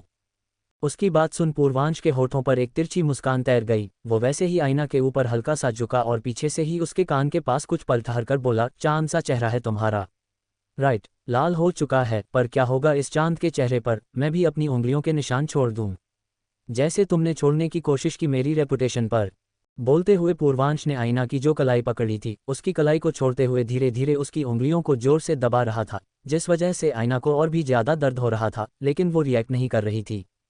Purvansh जैसे इंसान के सामने वो अपना दर्द दिखाने वालों में से नहीं थी और वो नहीं दिखाने वाली थी। आईना छूटने की कोशिश करते हुए बोली, लिसन मिस्टर रईसजादे, अभी के अभी छोड़ो मुझे, वरना। तभी पूर्वांश ने एकदम से उसे अपनी तरफ घूम लिया। आईना दीवार से टिकी हुई उसे घूरने लगी। उन दोनों की हाइट में अच्छा खासा डिफरेंट था। पूर्वांश ने सर झुकाकर अपना फोरहेड सीधे दीवार पर टिका लिया, पर फोरहेड आईना के सर के ऊपर दीवार से टिका हुआ था। उन दोनों के सांसें आपस में मिल रही थी और वो दोनों एक दूसरे की आंखों में बेहद नफरत से घूर रहे थे। शायद मौका मिलता तो एक दूसरे को खत्म कर देते। पूर्वांश आईना की आंखों में देखते हुए बोला, यू नो वॉट, तुम्हारे जैसी फूल वुमेन एक बार मेरे सामने आई, बर्दाश्त कर लिया मैंने, 2 बार आई, बर्दाश्त कर लिया, लेकिन तीसरी बार आकर तुमने हद पार की है। Actually I like your face, it's quite attractive, पर शक्ल का क्या है, फिल्थी तो तुम अभी भी हो। आईना हैरानी से बोली, क्या बकवास किए जा रहे हो तुम? अभी के अभी मुझे छोड़ो, और अगर तुमने मुझे नहीं छोड़ा तो मुझे पुलिस को कॉल करना पड़ेगा। पूर्वांश कुछ पल रुक कर बोला, पुलिस को कॉल? ठीक है। बोलकर उसने आईना को छोड़ दिया और 2 कदम पीछे हट गया। आईना ने जल्दी से अपने हाथ को देखा, जो कि पूरी तरीके से लाल हो चुका था। उसके कलाई से लेकर के उसकी उंगलियां, हथेली, सब कुछ लाल पड़ चुकी थी, वो भी पूर्वांश के जबरदस्ती के चक्कर में। तभी पूर्वांश चुटकी बजाकर बोला, कॉल मूनफेस, कॉल करने वाली थी ना तुम? आई एम वेटिंग, जल्दी। ये सुनते ही आईना ने एकदम से पूर्वांश को देखा। अचानक उसे रियलाइज हुआ कि उसका फ़ोन तो उसके पास था ही नहीं। वो गहरी सांस लेकर बोली, कंप्लेंट मैं करूंगी तुम्हारी, जो भी हो तुम, आई डोंट केयर। बोलकर वो पूर्वांश के एक तरफ से होकर वहां से जाने के लिए आगे बढ़ गई। तभी पूर्वांश ने फिर से आईना का हाथ पकड़कर उसे पीछे की तरफ धक्का दिया। आईना सीधे दीवार से टकराए और एक बार फिर उसके मुंह से चीख निकल गई, क्योंकि उसके पीठ पर बहुत जोर की लग गई थी। आईना चिल्लाकर बोली, क्या प्रॉब्लम है तुम्हारी? एक तो अपने बच्चे को इतनी बुरी तरीके से ट्रीट करते हो, जब कोई तुम्हें आईना दिखाए तो फिर तुमसे वो बर्दाश्त भी नहीं होता। पूर्वांश एकदम से उसके जबड़े को पकड़कर बोला, और किसने बोला तुम्हें मुझे आईना दिखाने के लिए? आईना उसकी आंखों में देखते हुए बोली, मिस आईना कपूर ने, याद रखो मेरा नाम कभी भूल नहीं पाओगे और ये थप्पड़ भी कभी नहीं भूलोगे। मुझे कोई पछतावा नहीं है तुम्हें आईना दिखाने का। यू डिजर्व इट, जो भी तुम्हारा नाम है। पूर्वांश ने कुछ पल उसके चेहरे को देखा और वो 2 कदम पीछे हट गया। आईना उसके रिएक्शन का इंतजार कर रही थी कि पूर्वांश ने अचानक से अपना हाथ उठाया। आईना ने एकदम से अपनी आंखें बंद कर ली कि उसे लगा कि कहीं पूर्वांश उसे थप्पड़ मारने वाला है, पर थप्पड़ उसके गाल पर पड़ा ही नहीं। आईना ने धीरे से अपनी आंखें खोली और उसने पूर्वांश को देखा, जो बेहद अजीब तरीके से मुस्कुराते हुए उसे देख रहा था। उसका हाथ आईना के चेहरे के एक तरफ दीवार पर लगा हुआ था। आईना सवालिया नज़र से उसे देखने लगी। पूर्वांश कुछ पल रुक कर बोला, what do you think Purvansh सरकार, तुम्हारे जैसी फिल्थी वुमन को हाथ उठाकर भी छुएगा? नेवर। और पूर्वांश ने कुछ पल उसके चेहरे को देखा और बेहद धीमी सी आवाज में बोला, यू नो वॉट मूनफेस, पूर्वांश सरकार तुम्हें बताएगा कि तुमने अपनी जिंदगी की सबसे बड़ी गलती क्या की।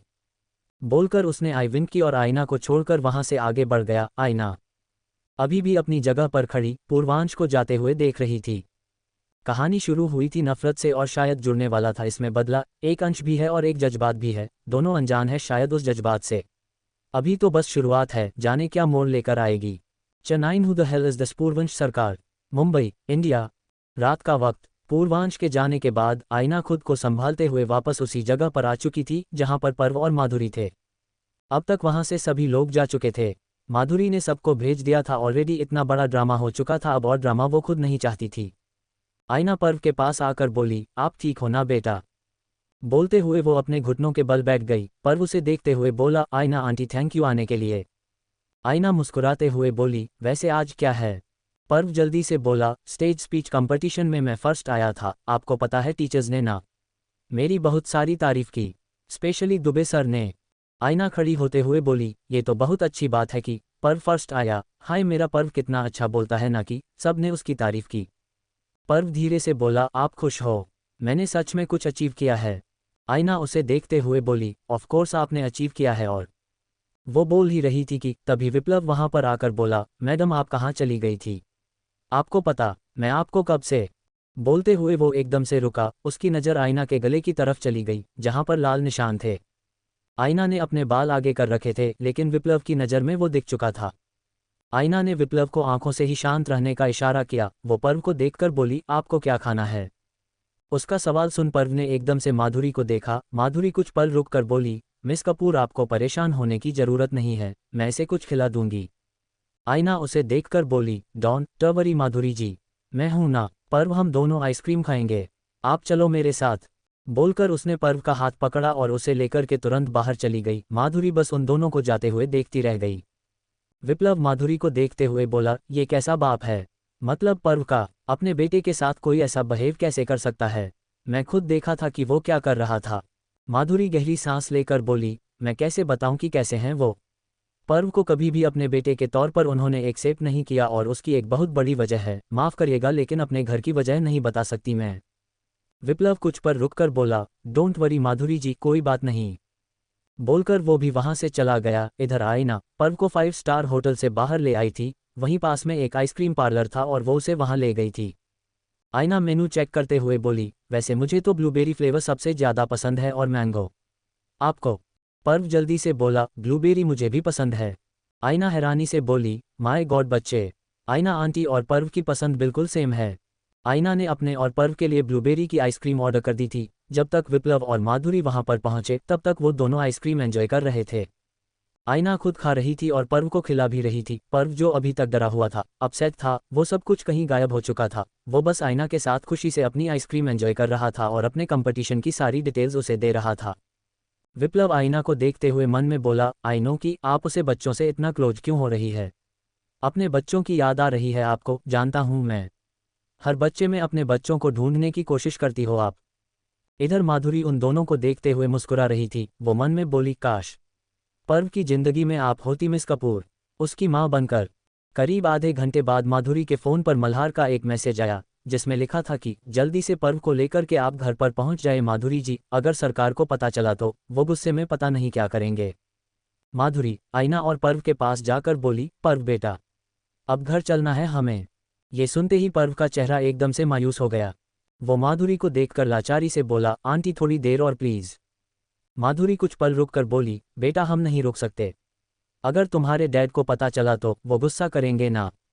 आईना पर्व को देखते हुए बोली, बेटा हम फिर मिलेंगे, ओके आप मेरा नंबर रखो, मतलब माधुरी आंटी के पास नंबर रहेगा और आप जब चाहे हैं उन्हें बोल देना, वो मुझे कॉल कर देंगी, फिर हम दोनों बहुत सारी बातें करेंगे, ओके।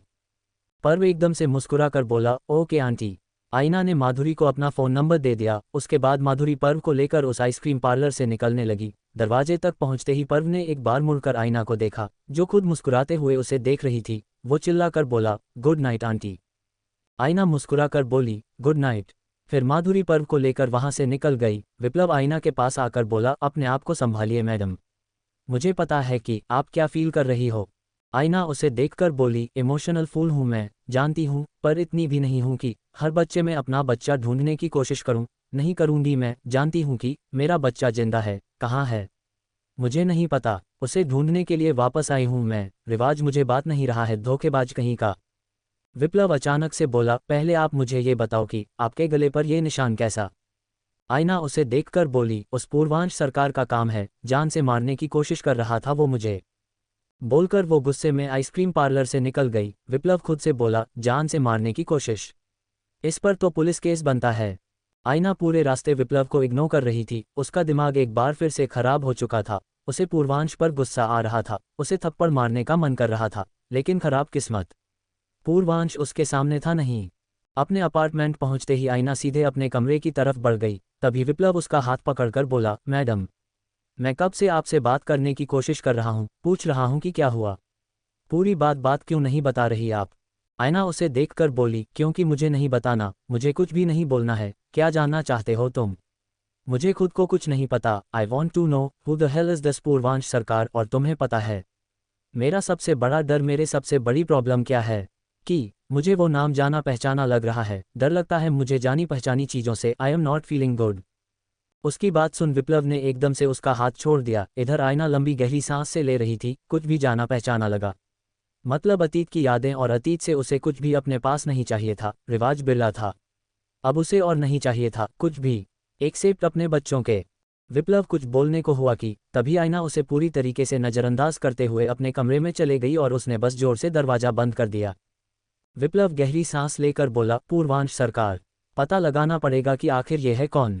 अगला दिन, बिरला हाउस। रिवाज इस वक्त हाल में खड़ा गुस्से में मोहिनी को देख रहा था। वो चिल्लाकर बोला, आपने ऐसा कैसे होने दिया? कितनी मुश्किल से मैं उसे वापस इंडिया लेकर आया हूँ। क्या कुछ नहीं करना पड़ रहा है मुझे? और ये सब कुछ क्यों किया आपने ये सब? मोहिनी उसे गुस्से में जवाब देते हुए बोली, तो क्या चाहते हो तुम रिवाज? मैं उस लड़की को यहाँ पर रहने दूँ? बिल्कुल नहीं, वो लड़की इस घर के लायक नहीं है। जो हुआ अच्छा हुआ। रिवाज चिल्लाकर बोला, मॉम अच्छा कुछ नहीं है, कैसे हो सकता है? I don't understand it. Mohini कुछ पल रुक कर बोली, मैंने प्लानिंग की थी। ये सुनते ही रिवाज हैरानी से उसे देखने लगा। मोहिनी कुछ पल रुक कर बोली, मैंने पहले कहा था कि उसे खाना खाना है तो वो खुद बना ले, तो वो किचन में जाने वाली थी, इसलिए मैंने ही ये सब कुछ किया था। वो अंदर जाएगी तो आग लगने की, और मैंने उसे निकाल दिया। रिवाज कुछ पल रुक कर बोला, आर यू सीरियस? मोहिनी उसे देखते हुए बोली, I am very much serious रिवाज। प्रियंका तुम्हारे लिए बेस्ट चॉइस है। आयना मेरे लिए कभी परफेक्ट नहीं थी, वो मेरी पहली पसंद कभी नहीं थी। वो अभिषेक को पसंद आई, मुझे नहीं पता कि उस लड़की में उन्हें पसंद क्या आया था। किसी लायक नहीं है वो। रिवाज चिल्लाकर बोला, मुझे नहीं पता मॉम, वो किस लायक है और किसी लायक नहीं। बात बस इतनी है, आई लव हर। प्यार करता हूँ मैं उससे, बहुत कुछ किया है मैंने और फिर से करूँगा। मैं उसे वापस इस घर में लेकर आऊँगा। बोलकर वो गुस्से में वहाँ से निकल गया। जाते वक्त उसने प्रियंका को भी नज़रअंदाज कर दिया था, जो कि वही दरवाजे पर खड़ी थी। रिवाज की बातें प्रियंका के दिमाग में घूम रही थी। तभी मोहिनी उसे देखकर बोली, प्रियंका बेटा, ध्यान मत दो उसकी बातों पर, बस फितूर है। प्रियंका उसे देखकर बोली, अभी तक तो नहीं उतरा ना आंटी। 5 साल से उसके फितूर उतरने का इंतजार कर रही हूँ, उसके साथ अपनी शादी का इंतजार कर रही हूँ, लेकिन कुछ हो नहीं रहा है। कब तक इंतजार करना होगा मुझे? प्रियंका के सवाल सुन मोहिनी चुप हो चुकी थी। मोहिनी को खुद नहीं पता था कि आखिर रिवाज के सर से आईना का भूत कब उतरेगा, क्योंकि वो तो वैसे ही रिएक्ट कर रहा था जैसा उसने 5 साल पहले रिएक्ट किया था, जब आईना रातों रात गायब हो गई थी। मोहिनी को शांत देखकर प्रियंका खुद वहां से निकल गई। बाहर आते ही वो सीधे अपनी गाड़ी के पास गई। अपनी गाड़ी के पास पहुंचते ही उसने किसी को कॉल किया और ऑन कॉल बोली, आईना कपूर, इससे रिलेटेड जितनी इन्फॉर्मेशन निकाल सकते हो निकालो, सब कुछ चाहिए मुझे। बोलते हुए वो अपनी गाड़ी में बैठी और तुरंत वहां से निकल गई। वहीं सरकार हाउस में पूर्वांश आराम से अपनी स्टडी रूम में चेयर पर बैठा हुआ था। उसके हाथ में एक रूबिक क्यूब था और उसका सारा ध्यान इस वक्त उस रूबिक क्यूब पर था। तभी स्टडी रूम का दरवाजा खुला और मल्हार एक फाइल लेकर अंदर आया। मल्हार पूर्वांश को देखते हुए बोला, सरकार, आईना कपूर की सारी डिटेल्स मिल चुकी है। पूर्वांश ने एक नज़र उसे देखा और वो वापस अपने रूबिक क्यूब पर ध्यान देने लगा। मल्हार वो फाइल टेबल पर रखकर बोला, सरकार, आप आईना कपूर को जानते हो? ये सुनते ही पूर्वांश, जिनकी उंगलियां रूबिक क्यूब पर हरकत कर रही थी, वो एकदम से रुक गई। उसने बिना कुछ बोले मल्हार की तरफ देखा। तभी मल्हार फिर से बोला, सरकार, वो आईना कपूर ऑलमोस्ट 6 साल पहले हेल्थ एंड हेवन फार्मास्यूटिकल में ही काम करने आई थी एज अ इंटर्न। कॉलेज से 10 लोग सेलेक्ट किए गए थे और वो मेडिकल कॉलेज था। उन 10 में से एक आईना कपूर ही थी। पूर्वांश ने बिना कुछ बोले रूबिक क्यूब साइड में रख दी। उसने फाइल खोला और फाइल खोलते ही उसकी नज़र सीधे फ्रंट पेज पर एक फ़ोटो पर चली गई। वो आईना की फ़ोटो थी, करीब 6 साल पुरानी फ़ोटो। पूर्वांश गौर से उस फोटो को देखने लगा। बालों का पोनीटेल बनाया, आंखों पर चश्मा लगाए, without any makeup, without any filter, white lab coat, हाथ पर मास्क और सिंपल से जीन्स टॉप में वो आईना थी। आज की आईना और उस आईना में ज़मीन से आसमान का फ़र्क था। पूर्वांश धीरे से बोला, आईना कपूर। बोलते हुए उसने अपनी आंखें बंद कर ली। अचानक उसे कुछ याद आया। उसने एकदम से अपनी आंखें खोली। कुछ पल आईना की उस तस्वीर को देखने के बाद उसके होठों पर एक तिरछी मुस्कान तैर गई। पहले बर्बाद किया, फिर संभलना, अब संभलने के बाद एक बार फिर से नई बर्बादी होने वाली है। कहानी शुरू ही अधूरी हुई थी और इस बार एक बार फिर से एक अधूरी शुरुआत होने वाली है। चट and stay away from me, Mumbai, India. आईना इस वक्त अपने अपार्टमेंट में वकील के साथ बैठी हुई थी। वो वकील आईना को देखकर बोला, मिस कपूर, डोंट वरी, आपकी शादी वैलिड नहीं मानी जाएगी। जब आप दोनों 5 साल से अलग थे तो फिर ये पूरी तरीके से इनवैलिड है और बाकी जो पेपर वर्क है वो मैं देख लूँगा, आपको टेंशन लेने की ज़रूरत नहीं है। आईना राहत की सांस लेकर बोली, ओके थैंक यू। बस अब कोई प्रॉब्लम ना हो और कुछ ऐसा करना कि कोर्ट से रिवाज बिरला को रिस्ट्रिक्ट ऑर्डर्स मिल जाए ताकि वो मेरे घर के आसपास भी ना भटके। मुझे वो इंसान नहीं चाहिए अपनी लाइफ में। वकील हल्का सा मुस्कुरा कर बोला, डोंट वरी मिस कपूर, कल तक ऑर्डर्स मिल जाएंगे और पेपर वर्क में देख लेता हूँ। हाँ कल फ्राइडे है, फिर सैटरडे संडे आ जाएगा, इसलिए 2 दिन तक थोड़ा काम रुक जाएगा, बट रिस्ट्रिक्ट ऑर्डर पहले आ जाएंगे। थोड़ी देर बाद वकील वहां से जा चुका था और अब आईना काफ़ी ज़्यादा रिलैक्स थी क्योंकि उसका आधे से ज़्यादा काम खत्म हो चुका था। आईना सीधे अपने बेडरूम में पहुंची और उसने अपने बैग में से अपनी वही सोनोग्राफी निकाली और उसे लेकर बेड पर बैठ गई। वो खुद से बोली, कहाँ से शुरुआत करूं? रिवाज से उम्मीद नहीं है, हॉस्पिटल से शुरू करूं क्या? हो सकता है कि अस्पताल से कुछ ऐसा पता चल जाए, इसके बाद मैं तुम तक पहुंच जाऊं। वो यही सारी चीज़ सोच रही थी कि तभी उसका फ़ोन बजा। आईना ने देखा कि उसे विप्लव कॉल कर रहा था। उसके कॉल पिक करते ही दूसरे तरफ से विप्लव बोला, मैडम बहुत बड़ी प्रॉब्लम हो गई है। आईना धीरे से बोली, प्रॉब्लम? क्या हुआ? विप्लव जल्दी से बोला, मुंबई में हमारी जो आईना ब्यूटी की ब्रांच खुलने वाली थी वो लैंड, कल तक तो सब कुछ परफेक्ट था। आज पता चल रहा है कि वहां पर हेल्थ एंड हेवन फार्मास्यूटिकल की ब्रांच खुलेगी। ऐसा नहीं हो सकता मैडम, मैंने सब कुछ चेक किया था पर पता नहीं आज ये सब कुछ कैसे हो रहा है। आईना हैरानी से बोली, हेल्थ एंड हेवन फार्मास्यूटिकल? ये नाम लेते हुए उसके दिमाग में कई यादें एक साथ दस्तक दे बैठी। इंटर्नशिप, उसका पहला लैब, उसका पहला लैब कोट, उसका नाम और बहुत कुछ। तभी विप्लव बोला, आप मेरी बात सुन रहे हो? मैं आपको परेशान नहीं करना चाहता, लेकिन आप एक बार प्लीज़ यहाँ पर आ जाओ प्लीज़। आईना जल्दी से बोली, आई एम कमिंग। बोलकर उसने कॉल कट किया और वो तुरंत वहाँ से निकल गई। थोड़ी देर बाद आईना उसी जगह पर थी जहाँ पर उसका आईना ब्यूटी खुलने वाला था। वहाँ पर और भी कई सारे लोग थे। एक तरफ विप्लव खड़ा था और वो किसी से बहस कर रहा था। आईना सीधे उसके पास जाकर बोली, क्या हो रहा है यहाँ पर? विप्लव उसे देखकर बोला, मैडम, ये लोग हेल्थ एंड हेवन फार्मास्यूटिकल से हैं। मैंने इन्हें पेपर्स दिखाए तो ये कह रहे कि पेपर्स भी रियल नहीं है, लैंड खरीदा गया है, वी पेड फॉर इट। आईना सीधे उस दूसरे आदमी को देखकर बोली, क्या प्रॉब्लम है तुम्हारी? वो आदमी बिना किसी भाव के बोला, मेरी कोई प्रॉब्लम नहीं है, बट ये लैंड और ये जगह पूरी तरीके से हमारी हो चुकी है। मैं मल्हार, मिस्टर पूर्वांश सरकार का असिस्टेंट। आईना धीरे से बोली, पूर्वांश सरकार? बोलते हुए उसने कसकर अपने हाथों की मुट्ठी बना ली थी। तभी मल्हार फिर से बोला, अगर आपको कोई भी बात करनी है तो आप हेल्थ एंड हेवन फार्मास्यूटिकल्स जाकर के बाकायदा सरकार से बात कर सकती हैं। आई होप कि वो आपकी बात सुन लें। विप्लव आईना को देखकर बोला, आप नहीं जाओगी? आईना उसे देखकर बोली, मैं जरूर जाऊंगी विप्लव, अपने काम के लिए मैं कुछ भी करूंगी। तुम यहाँ पर थोड़ी चीज़ हैंडल करो, आज उस सरकार का हिसाब मैं करके आती हूँ। बोलकर वो तुरंत अपनी गाड़ी की तरफ बढ़ गई। इधर मल्हार ने जैसे ही उसे जाते देखा, उसने अपने फ़ोन से किसी को मैसेज किया और वापस विप्लव को अपनी बातों में उलझा लिया। करीब 1 घंटे बाद आईना हेल्थ एंड हेविंग फार्मास्यूटिकल्स की बड़ी सी बिल्डिंग के बाहर थी। वो तुरंत गाड़ी से उतर गई और गौर से उस बिल्डिंग को देखने लगी। ये वो बिल्डिंग नहीं थी जहां वो 6 साल पहले आई थी, वो दूसरी बिल्डिंग हुआ करती थी जो शायद अब नहीं रही थी। आईना खुद से बोली, कभी नहीं सोचा था कि यहाँ वापस आना पड़ेगा, कभी नहीं सोचा था कि इस नाम को वापस अपनी ज़िंदगी में आते देखना पड़ेगा। ये सब क्यों हो रहा है मेरे साथ? नहीं चाहिए मुझे अतीत की कोई याद। आईना ने खुद को कंट्रोल किया और फिर वो सीधे अंदर बढ़ गई। अंदर आते ही उसकी नज़र एक बार चारों तरफ घूमी। वो इंटीरियर बहुत सिमिलर था। ये सब उसके दिमाग में बुरी तरीके से घूम रहे थे। ना चाहते में भी उसकी हथेलियां पसीने से भीग चुकी थी। उसे बहुत नर्वसनेस और पैनिक वाली फीलिंग आ रही थी। आईना रिसेप्शन पर जाकर बोली, I want to meet mister Purvansh Sarkar. Receptionist उसे देखकर बोली, you are Aaina Kapoor, right? आईना गहरी सांस लेकर बोली, यस। कहाँ पर है मिस्टर सरकार? रिसेप्शनिस्ट रुक कर बोली, मैडम आप ऐसे नहीं मिल सकती, अगर अपॉइंटमेंट होगा तो मिल सकती है। और आईना बीच में बोली, लिसन, तुम मुझे जाने दोगी या मैं अपना तरीका इस्तेमाल करूं? उसकी बात सुन रिसेप्शनिस्ट सवालिया नज़र से उसे देखने लगी। वो कुछ कह पाती तभी आईना धीरे से बोली, पागल। बोलकर वो सीधे लिफ्ट की तरफ चली गई। रिसेप्शनिस्ट चिल्लाकर बोली, हेलो मैडम, आप ऐसे नहीं जा सकती। बोलते हुए वो लिफ्ट की तरफ बढ़ी। तभी लिफ्ट का दरवाज़ा बंद हो गया और आईना ऊपर चली गई। थोड़ी देर बाद आईना 15th फ्लोर पर थी। ये उस बिल्डिंग का टॉप फ्लोर था। आईना लिफ्ट से बाहर आकर बोली, यहाँ तो आ गई, पर ये पूर्वांश सरकार का केबिन कहाँ पर है? बोलते हुए वो आगे बढ़ रही थी, तभी उसकी नज़र एक जगह जाकर रुक गई। एक बड़ा सा दरवाजा था जिसके ऊपर पूर्वांश सरकार का बोर्ड लगा हुआ था। वो देखते ही आयना को कुछ याद आ गया।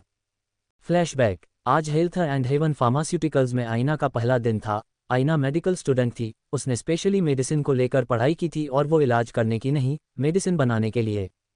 उसे एज इंटर्न इतने बड़े फार्मास्यूटिकल में जॉब मिली थी। उसकी लाइफ की ड्रीम जॉब थी ये। आयना अपना वाइट लैब कोट पहने ऐसे ही वहां घूम रही थी, सब कुछ देख रही थी। तभी एक लड़का उसके पास आकर बोला, हेलो मिस कपूर।